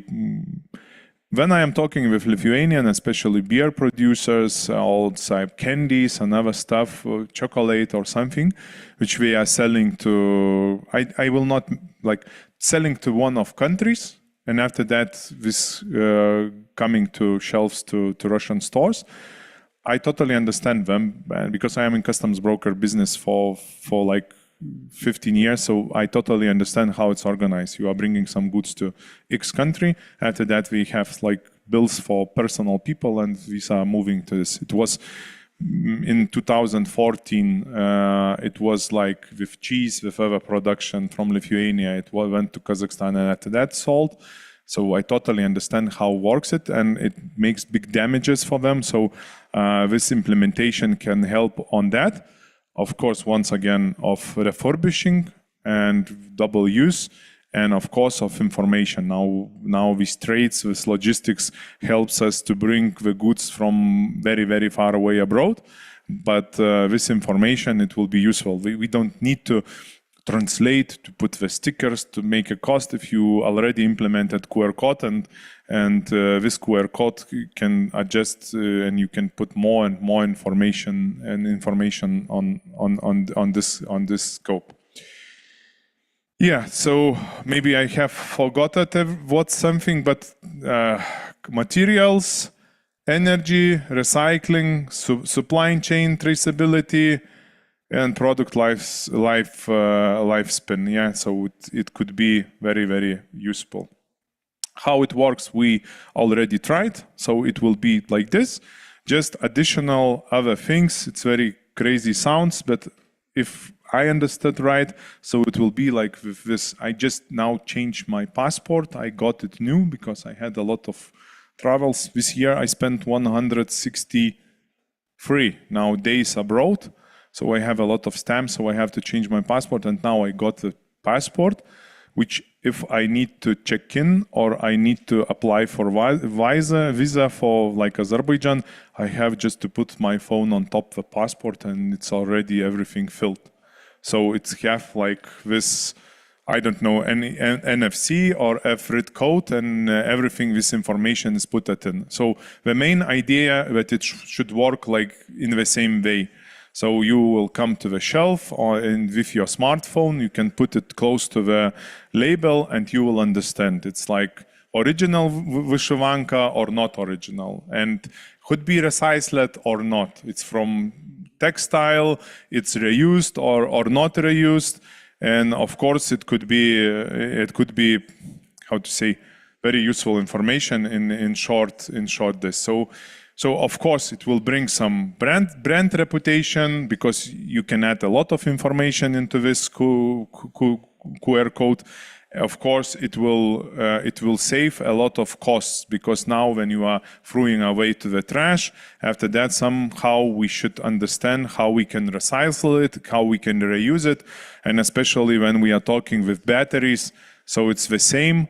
We know that more and more vehicles are becoming electric.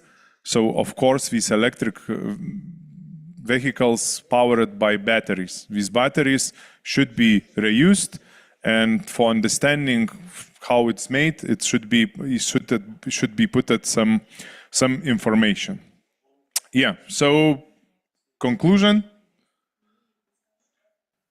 Please read what is written in SPR. Please be ready and inform your producers to put this QR code. Or maybe it could be your startup, which is providing for your producers this data exchange.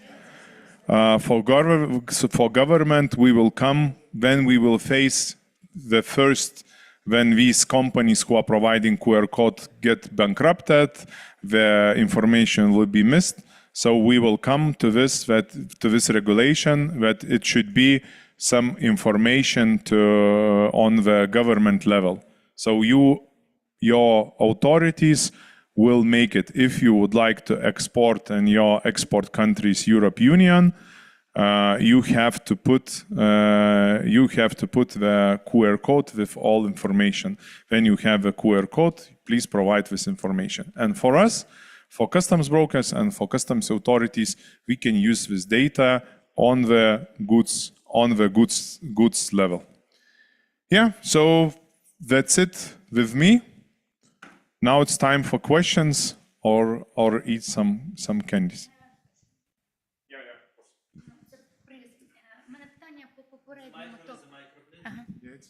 Будь ласка, я, можливо, щось не дочула по першій темі. А скажіть, будь ласка, хто в Європі адмініструє цей карбоновий податок? Я розумію, що це на в'їзд. Це на митні органи покладено, да? На сьогодні? Да. Тобто митні органи, да? That's why it's called carbon border adjustment. Yeah, that's why we put it this, because the customs, we got the new responsibility for customs brokers and for customs. Now we have to calculate how many tons was imported and what kind of product on this. But of course, the whole implementation, it's coming not from customs. It's coming through Aplinkos apsaugos ministerija. Yeah. У нас є такі подібні. Ми, наприклад, адмініструємо питання єдиного збору, а воно йде до Мінтрансу. Тобто практика така існує. Тобто така ситуація нам зрозуміла, що на митні органи іноді покладається адміністрування тих податків, які для них не притаманні, але тому що вони на в'їзді і це краще зробити, тому адмініструють.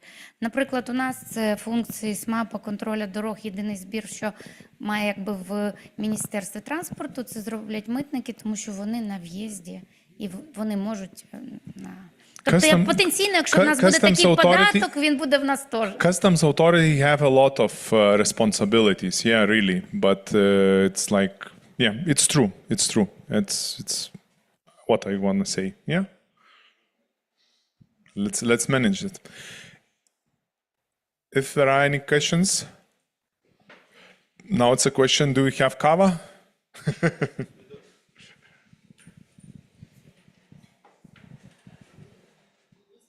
Thank you very much. У нас дійсно зараз кава-перерва. 15 хвилин, будь ласка, для трохи підтримати енергію нашу, яка вже в кінці дня, мабуть, згасає. І далі у нас остання наша на сьогодні сесія, вона буде інтерактивна, тому запасайтесь енергією, буде цікаво.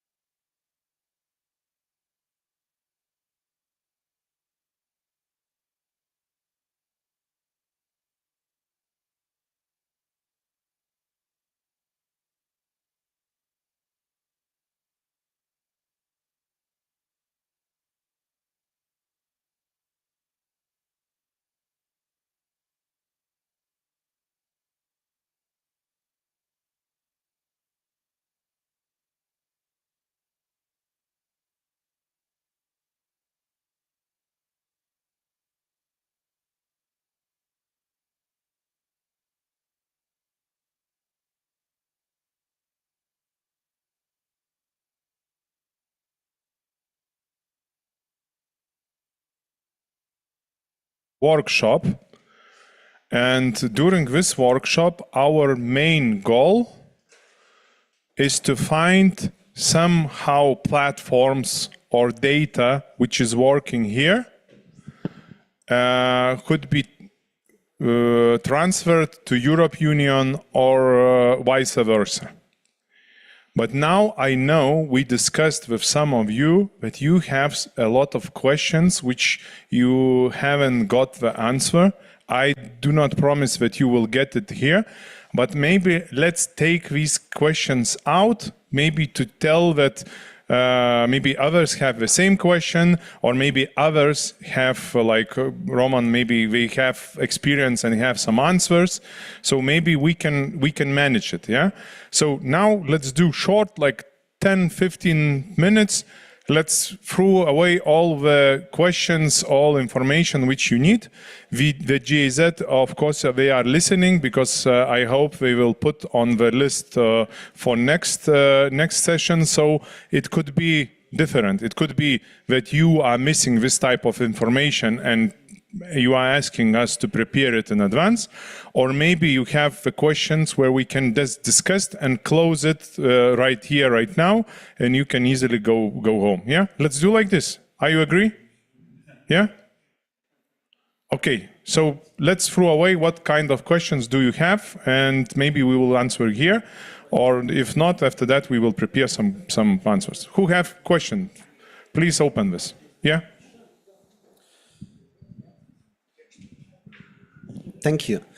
I have a question in request of the shift in the EU to how the EU's customs authorities accepts declarations, customs declarations.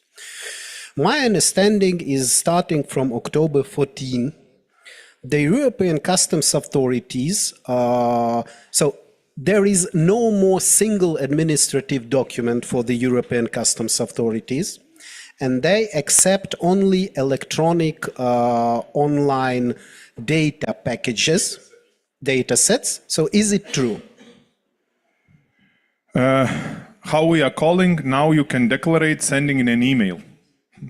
Yeah, because you can send. So yeah, it's true. And it's working, and it's worked before as well. I will just talk about Lithuania. Yeah, it was called verslininko modelis, and into this verslininko modelis.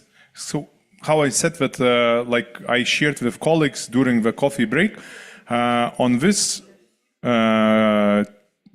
we have the specialist Danutė Jarienė, which worked for our Lithuanian customs during 30 years. After that, she worked for 5-6 years for Taksut, and she's covering all these questions. Yeah, so it's pity that she's not there, but please totally understand it's very complicated to travel here, and it takes time. She's now 72 years old, so it's like I would like to keep her safe and good move in office.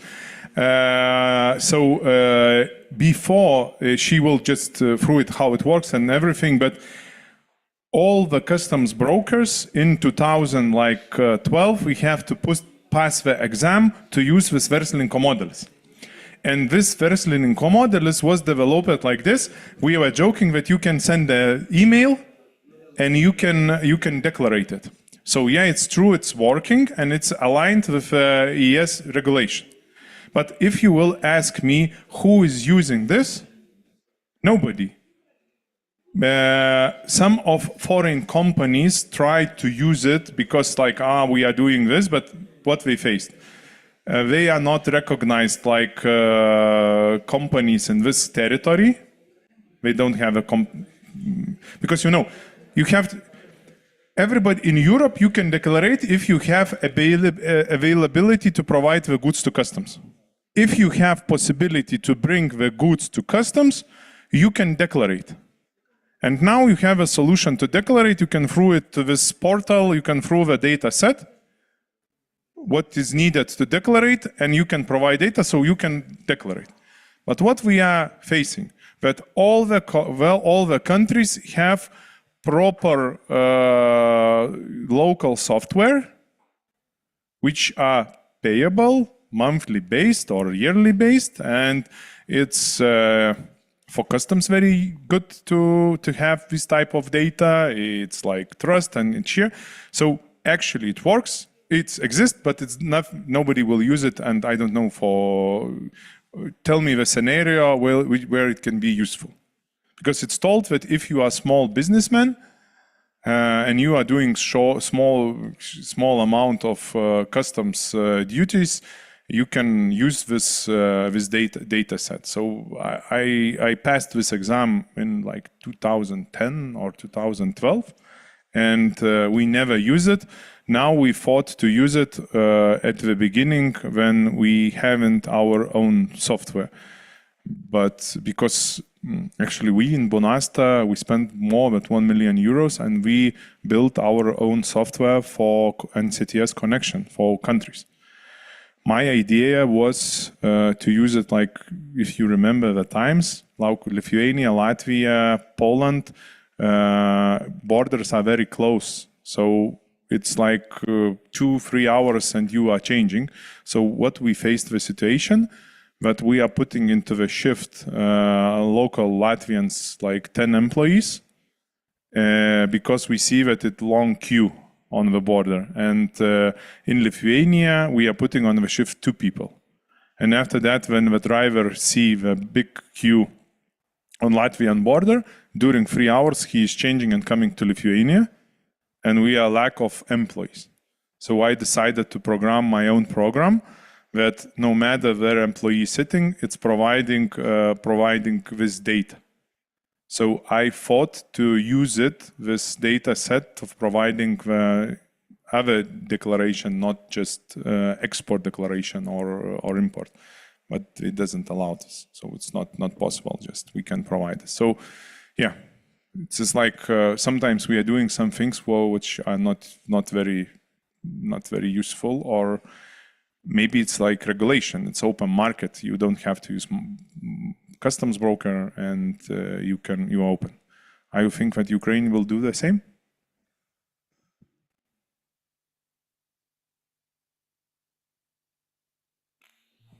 It depends whether we will be access the union or not. No, because but if we will for local, you have like NCTS 6 and everything, so maybe you will implement as well this experience for Europe Union. You know, now for whom this? This is for young new generation, which have ChatGPT and they would like to do everything by themselves. Yeah, it's like they can fix a car on YouTube, watching video and everything. So maybe that's the reasons. Yeah. But I don't think so that it's useful. I think it's better solution to have governmental platforms to provide the declarations. And we have a very good experience with Estonian. They have very good software for providing all the declarations, not the window, not the email address. Because this verslininko modelis, I will not translate this, it's the name. Verslininko modelis is like email address. It's really email address. It's not, you have to, like, it looks like Gmail, really. So it's like, so from my point of view, it's better to do real software where you can allow your people to do e-commerce shipment, import declaration, not to spend for couriers that we are doing. So now when you are getting the shipment, with DHL, the shipment can cost you 15 euros, and for import declaration you will spend 49. It's like, so it could be very useful for people when we can do that, but unfortunately this shipment is in DHL bonded warehouse, and this person cannot provide their declaration. So he can send the import declaration by this if he is legalized, but it's not working. Just concretizing question. When you mentioned that the parcel, the clearance of the parcel could cost 49 euros, did you mean only taxes or handling fees? I mean the payment for the broker. No, it's not handling. It's handling additional. It's just filling the, customs broker filling the declaration and representing you for customs. Now, the DHL cost of declaration, import declaration, is 49 euros. And this is because the new requirements. No, this is because we do not have a lot of shipments and we have to cover the infrastructure. We are a private company and we have this own regulation. So my wife is shopaholic, so she's buying something from UK, and sometimes so we started to. So we are customs brokers, we can do everything because I am very happy what I am doing, and I am really now I am bringing to Lithuania Chinese car, which will be the first in Europe Union, especially to show my expertise for import clearance and expertise for certification and all the type of things. So I try to fight with them, really. I can do the declaration and I can do. I can't because it's in bonded warehouse, which I have no permission to operate in it. So this is government is doing solutions for you because we are open market and nobody have to pay someone else if he can do by himself, but it's in another way it's not possible because we are a small country, and unfortunately all the shipments, all the parcels who are a little bit more expensive, it was shoes, it's coming from some territories, it's coming by DHL.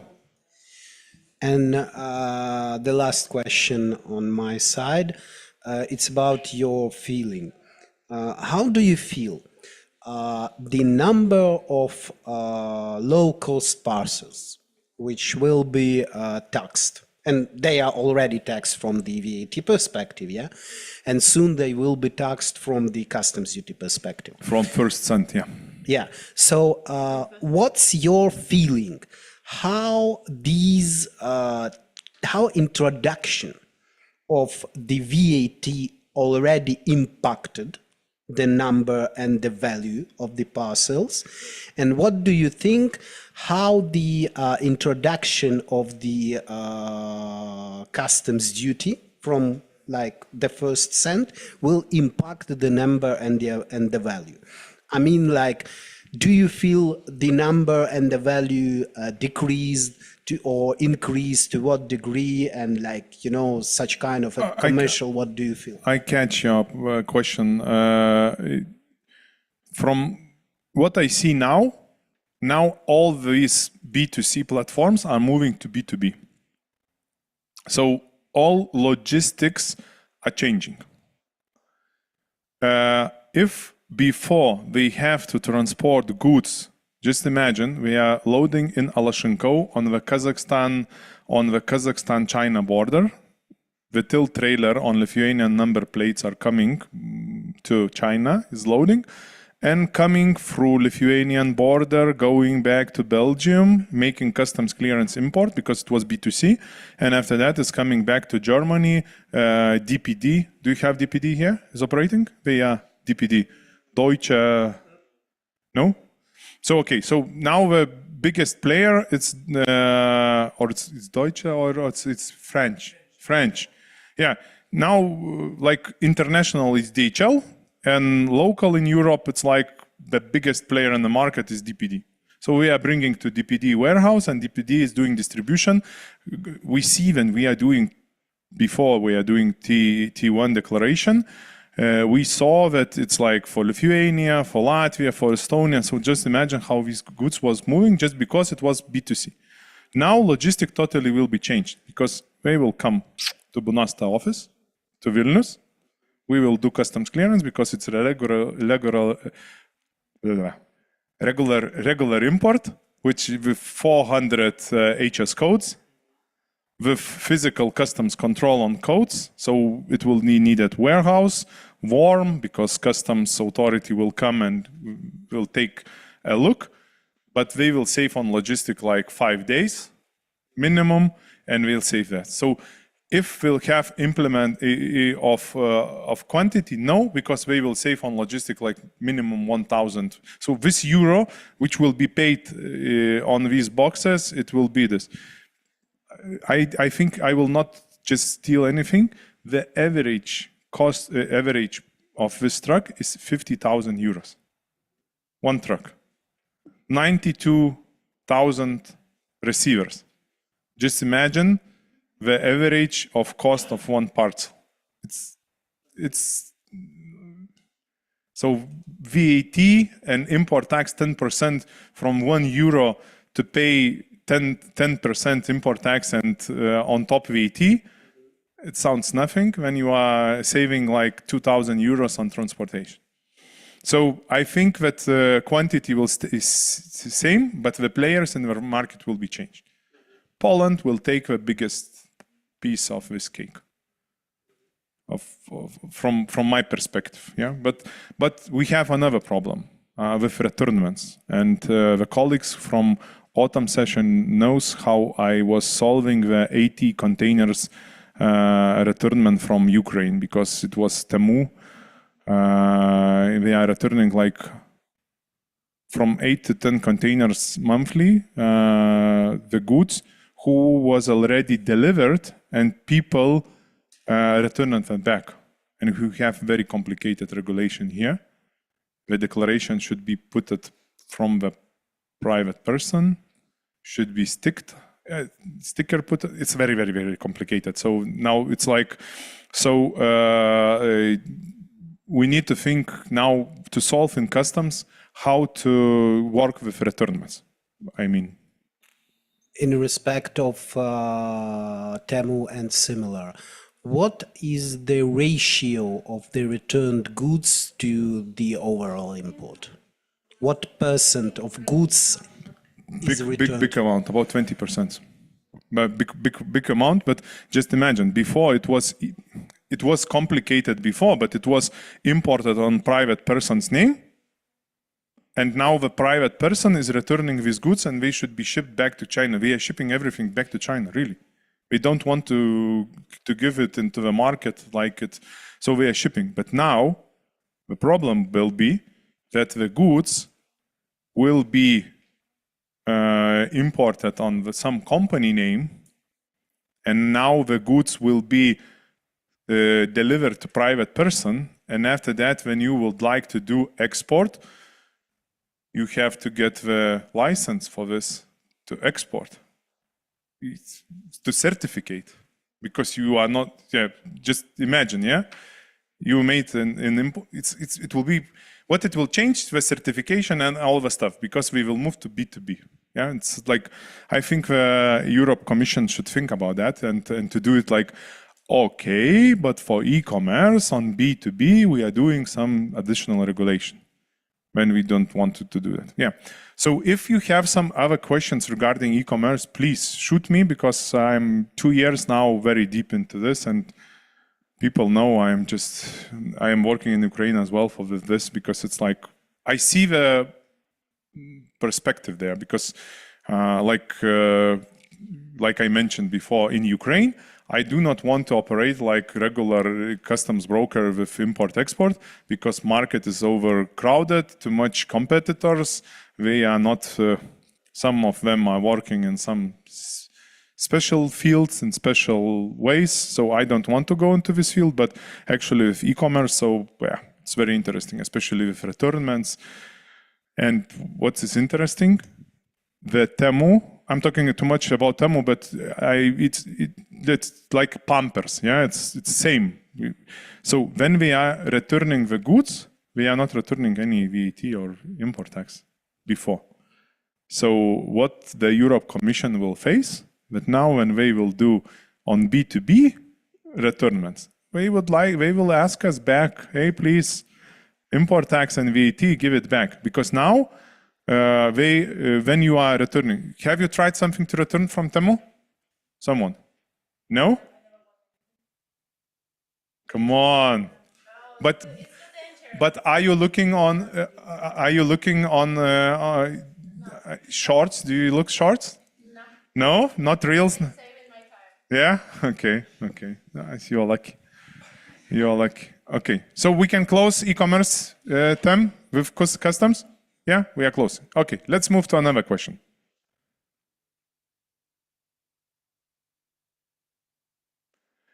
Or let's do like we discussed a lot about this digital data exchange and another thing. So I have prepared the workshop. So if you don't want to give, you know, when at school, when you have a teacher and you are giving the questions to teacher, so you don't have to do a lesson. Yeah, we have a student who yeah. Якщо можна запитання стосовно Digital Product Passport. В Литві яким програмним забезпеченням користується бізнес для заповнення цього DPP і скільки це коштує для нього? It's in Lithuania, most are using GS1. You know this, it's association or how it's called, GS1. GS1. Yeah, we are providing these certificates for many years. We implemented in medicine. We have this labeling information and ever, but there are a lot of companies. If you will put into the Google search digital product passport platform, you will get so many different type of this. And what I know, it's coming from the quantity of QR codes monthly, and it's like it's a lot. It's expensive. Now it's very expensive. Yeah, like 30 cents per providing QR code, something like that. It's very expensive. Really. It's like it is big market at the moment. I don't know how it will survive when the government will join this game, but at the moment it's good market. Але ж цей QR-код, він, як правило, він не індивідуальний. Він не на кожному екземплярі інший. Тобто ви запускаєте на ринок якийсь продукт, у цього артикула продукту буде свій QR-код. Ну, 40 центів за артикул – це небагато. How to say, you know, if you are exporting like a lot of goods, because you should understand that this we are talking about mostly about e-commerce shipments, yeah, and this is what are you selling? So you are selling Vyshivanka, and your profit is like €5, and you have to spend 30 cents per piece because you have one. Of course, if you have production line and you are selling 2,000 Vyshivankas per month and you are shipping, so it's all right. But mostly now, and this implementation, it's coming to products who are boutique products, yeah, and small ones. So from my perspective, it's expensive. But now it's just starting, just first year, yeah, and mandatory will comes from next year. So it's like, of course, a lot of competitors are coming to this market, and other solutions will come. But yeah, in each country it will be all own gate and platforms. And of course, from my opinion, if you are in Ukraine, so it's better to get there everything, not to use like locals on import, because just imagine if you are producing, you have a warehouse close on your factory and everything. And after that, you have to bring your goods to bond that warehouse. Bond that warehouse is expensive. You have to put the labels on that. You have to get this QR code. And it's like, from my perspective, it should be, locals should be informed about this and should be organized. I don't know how this startup, which I mentioned about medicine, which is how he's going. I think he will be, maybe it's now not anymore Ukrainian. Maybe we are calling some in Silicon Valley they are already. But of course, I think the locals, it should take this part of market and should put labels on the labels there, not before importing. Maybe others have questions regarding digital product passport. What do you think? It's good solution or bad? It will help us to be sustainable.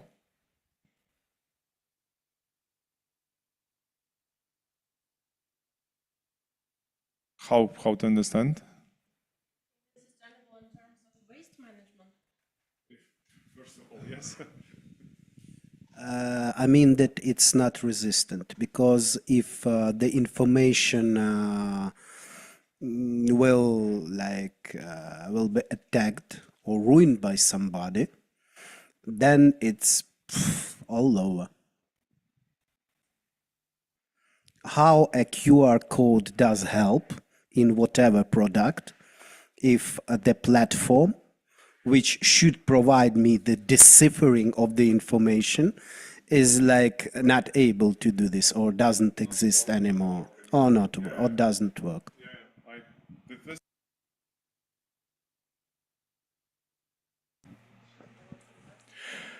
Just it's what we discussed. It's same what we are discussing. We have in Europe Union the decision and deadline when we have to implement. And every time the regulation is like 1 or 2 years with delay. And this is like very bad, because all what we are building everywhere, we have to bring the, how to say, the plan before, and this plan should be done. So I think that we should change that, and we are trying to do it right now, right here. And the problem is that every time we have a regulation, but we do not have this, and at the time nobody believes this. You know, this is we have in our villages in Lithuania, we have a joke, and the guy is looking around the chips, and it's coming wolf. It's coming wolf, and he's before 2 times he shot wolf. It's coming, and people are coming and do not see the wolf. And when the 3rd time a wolf came, he tried to shout, and no one came because he was shouting. So the problem is in our EES, especially customs regulations, that we are shouting too often, and after that not implementing. So the problem is with this, but some of these solutions are truly good, like digital product passport, what I mentioned. Let's fight with sanctions. It's a good solution. For us, especially for customs brokers, for authorities, it's good to control by shipment, not by shipment, but by the product. And it brings us the more concrete data. Just imagine, we can assemble from all these QR codes the information, the weight, and we can calculate in total by digital weight, the total weight, and on the customs we can put the control of the total amount of the weight of all shipment, and we understand if we are missing some or we have overload. Yeah, so it could be very valuable thing in future. Yeah. So, okay, last few questions, and let's wrap up. But because it's very good to wrap up, we talked about e-commerce, which is have this. Now we are about digital product passport. Now we have to talk about CBAM. What do you think about CBAM?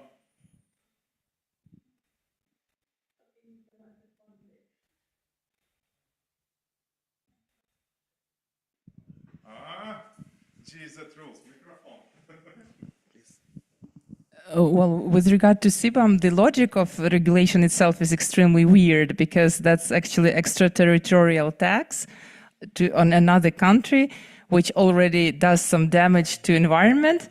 And in fact, you're collecting money for a country where there is no damage. And then, I mean, if maybe you know also how this idea became. But Natalia, you are totally right. So this tax should what it should bring.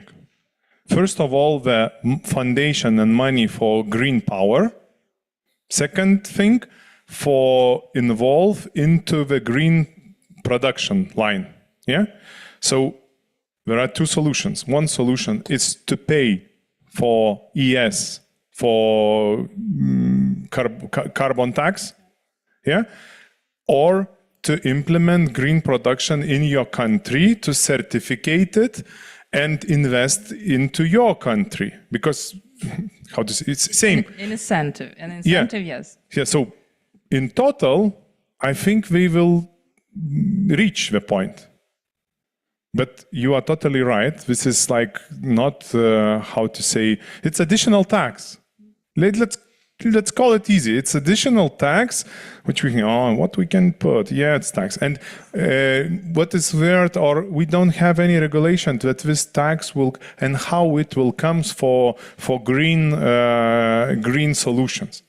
From my perspective, I'm like I mentioned, I have a big hobby, Transport Innovation Association. We have a lot of members. Now they started to buy electric trucks.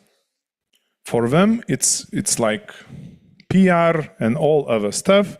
And of course, now, how to say, before about electric trucks, we heard that, it's not possible, it's very expensive, they cannot drive it. It's not true. If I'm now following on YouTube, electric truck driver, he's showing that he can easily go like 800 kilometers by this truck. He's delivering goods to Turkey and he's not facing any problems to charge it there. So it's like, it's more these diesel truck producers it's telling that, guys, no, it's just like, but it's true that we can go. And now it's calculated that electric vehicle will, during the 7 years, it's same with diesel, it will be covered because you have less toll. For road, you are paying less. You have less for service expenses. It's cost very cheap to service such type of truck. They hope, and me as well, that after that, when will put it on this accumulator, on battery, we'll put it with digital product passport code, we will know how to refurbish this battery from this, so they will be bought back. So how to say, now the diesel truck you can sell in aftermarket. Now Africa is buying Renault trucks which cost less like 4,000 euros. So all the shit is going now to Africa. Really, it's coming. It's from Ukraine as well. Now we are trying. So what it is, we can sell just for 4,000 euros for some third countries which can buy. With EV trucks, they hope that they will get like 50,000 euros or maybe more, because the batteries is important to. It's easier to remake these batteries once again. And it's cost. So you are getting refund bigger, it's cheaper to service, less toll, so it's very good. But then we are coming to the charger's point, this is the main key point, that normal EV truck to charge, you need 350 kilowatts. To do it fast. Better 500 kilowatts. Just imagine. 500 kilowatts. So how it's like, it's this street is using 500 capacity. Yeah? It's to charge one truck during 45 minutes. Yeah, so it's big capacity. So what is the solution? Solution is to put power storages, which we discussed during all these days, to assemble the power energy during the low periods. And after that, truck is coming and you are charging it. Yeah, so it's green solution. Green solution, very good. But cost as a fuck. It's like cost to one charge, such kind of one charge, and now it's cost 180,000 euros. So when you are calculating the truck, it's everything okay. But when you are thinking about VCV chargers, so it's very expensive. So are we sure that this money from iron, for cement or whatever, what we will bring, will help us to get these power stations? I think not. Yeah, it's like it's not written that, okay, guys, we have the foundation which is for green power thing, and if you have the need, please come and get the foundation. No, it's not true. It's additional tax. So we don't know where is import tax is coming for. Nobody knows that. So that's one part of the question. And the second part, which also obviously lots of people thought and written and discussed it, but it's WTO consistency of this regime. It's also consistency with provisions of free trade agreements, how it will, be incorporated into existing rules or not, and then maybe evolution of existing rules because they are, and CBAM is not very... No. So it's not an idea. It's totally implemented. It's already working. It's totally implemented. No, I mean, still, there are no kind of cases now, but there may be regarding CBAM specifically. From next year, we will have a lot of cases, and let's come next autumn and let's discuss. I will share totally how it works, and I can tell an examples companies who are paying or who is not paying now, right now. Yeah. Thank you. Very good question. Yeah, this is like when we are talking about CBAM, it's important because now it looks like additional tax, but in future, hopefully, it will bring some zero emission in our productions. So guys, maybe let's wrap up. So we talked about the all customs issues. So till 2030, we will have new customs authority. Then you will be in ES. Please be ready because you have a management from the Brussels. Second thing, we will have digital data hub, which you have to be prepared to data exchange. And it's very important to know what kind of data you need to exchange and why and what it's used. And last thing, but not less important like others. So if you are planning to send the goods to Europe, please be ready to produce a digital copy of your data. Thank you very much. I like this audience, hopefully to come back soon.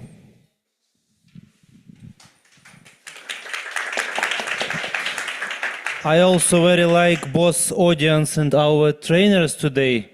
And I am, let me express our sincere appreciation to the very professional delivery of the content.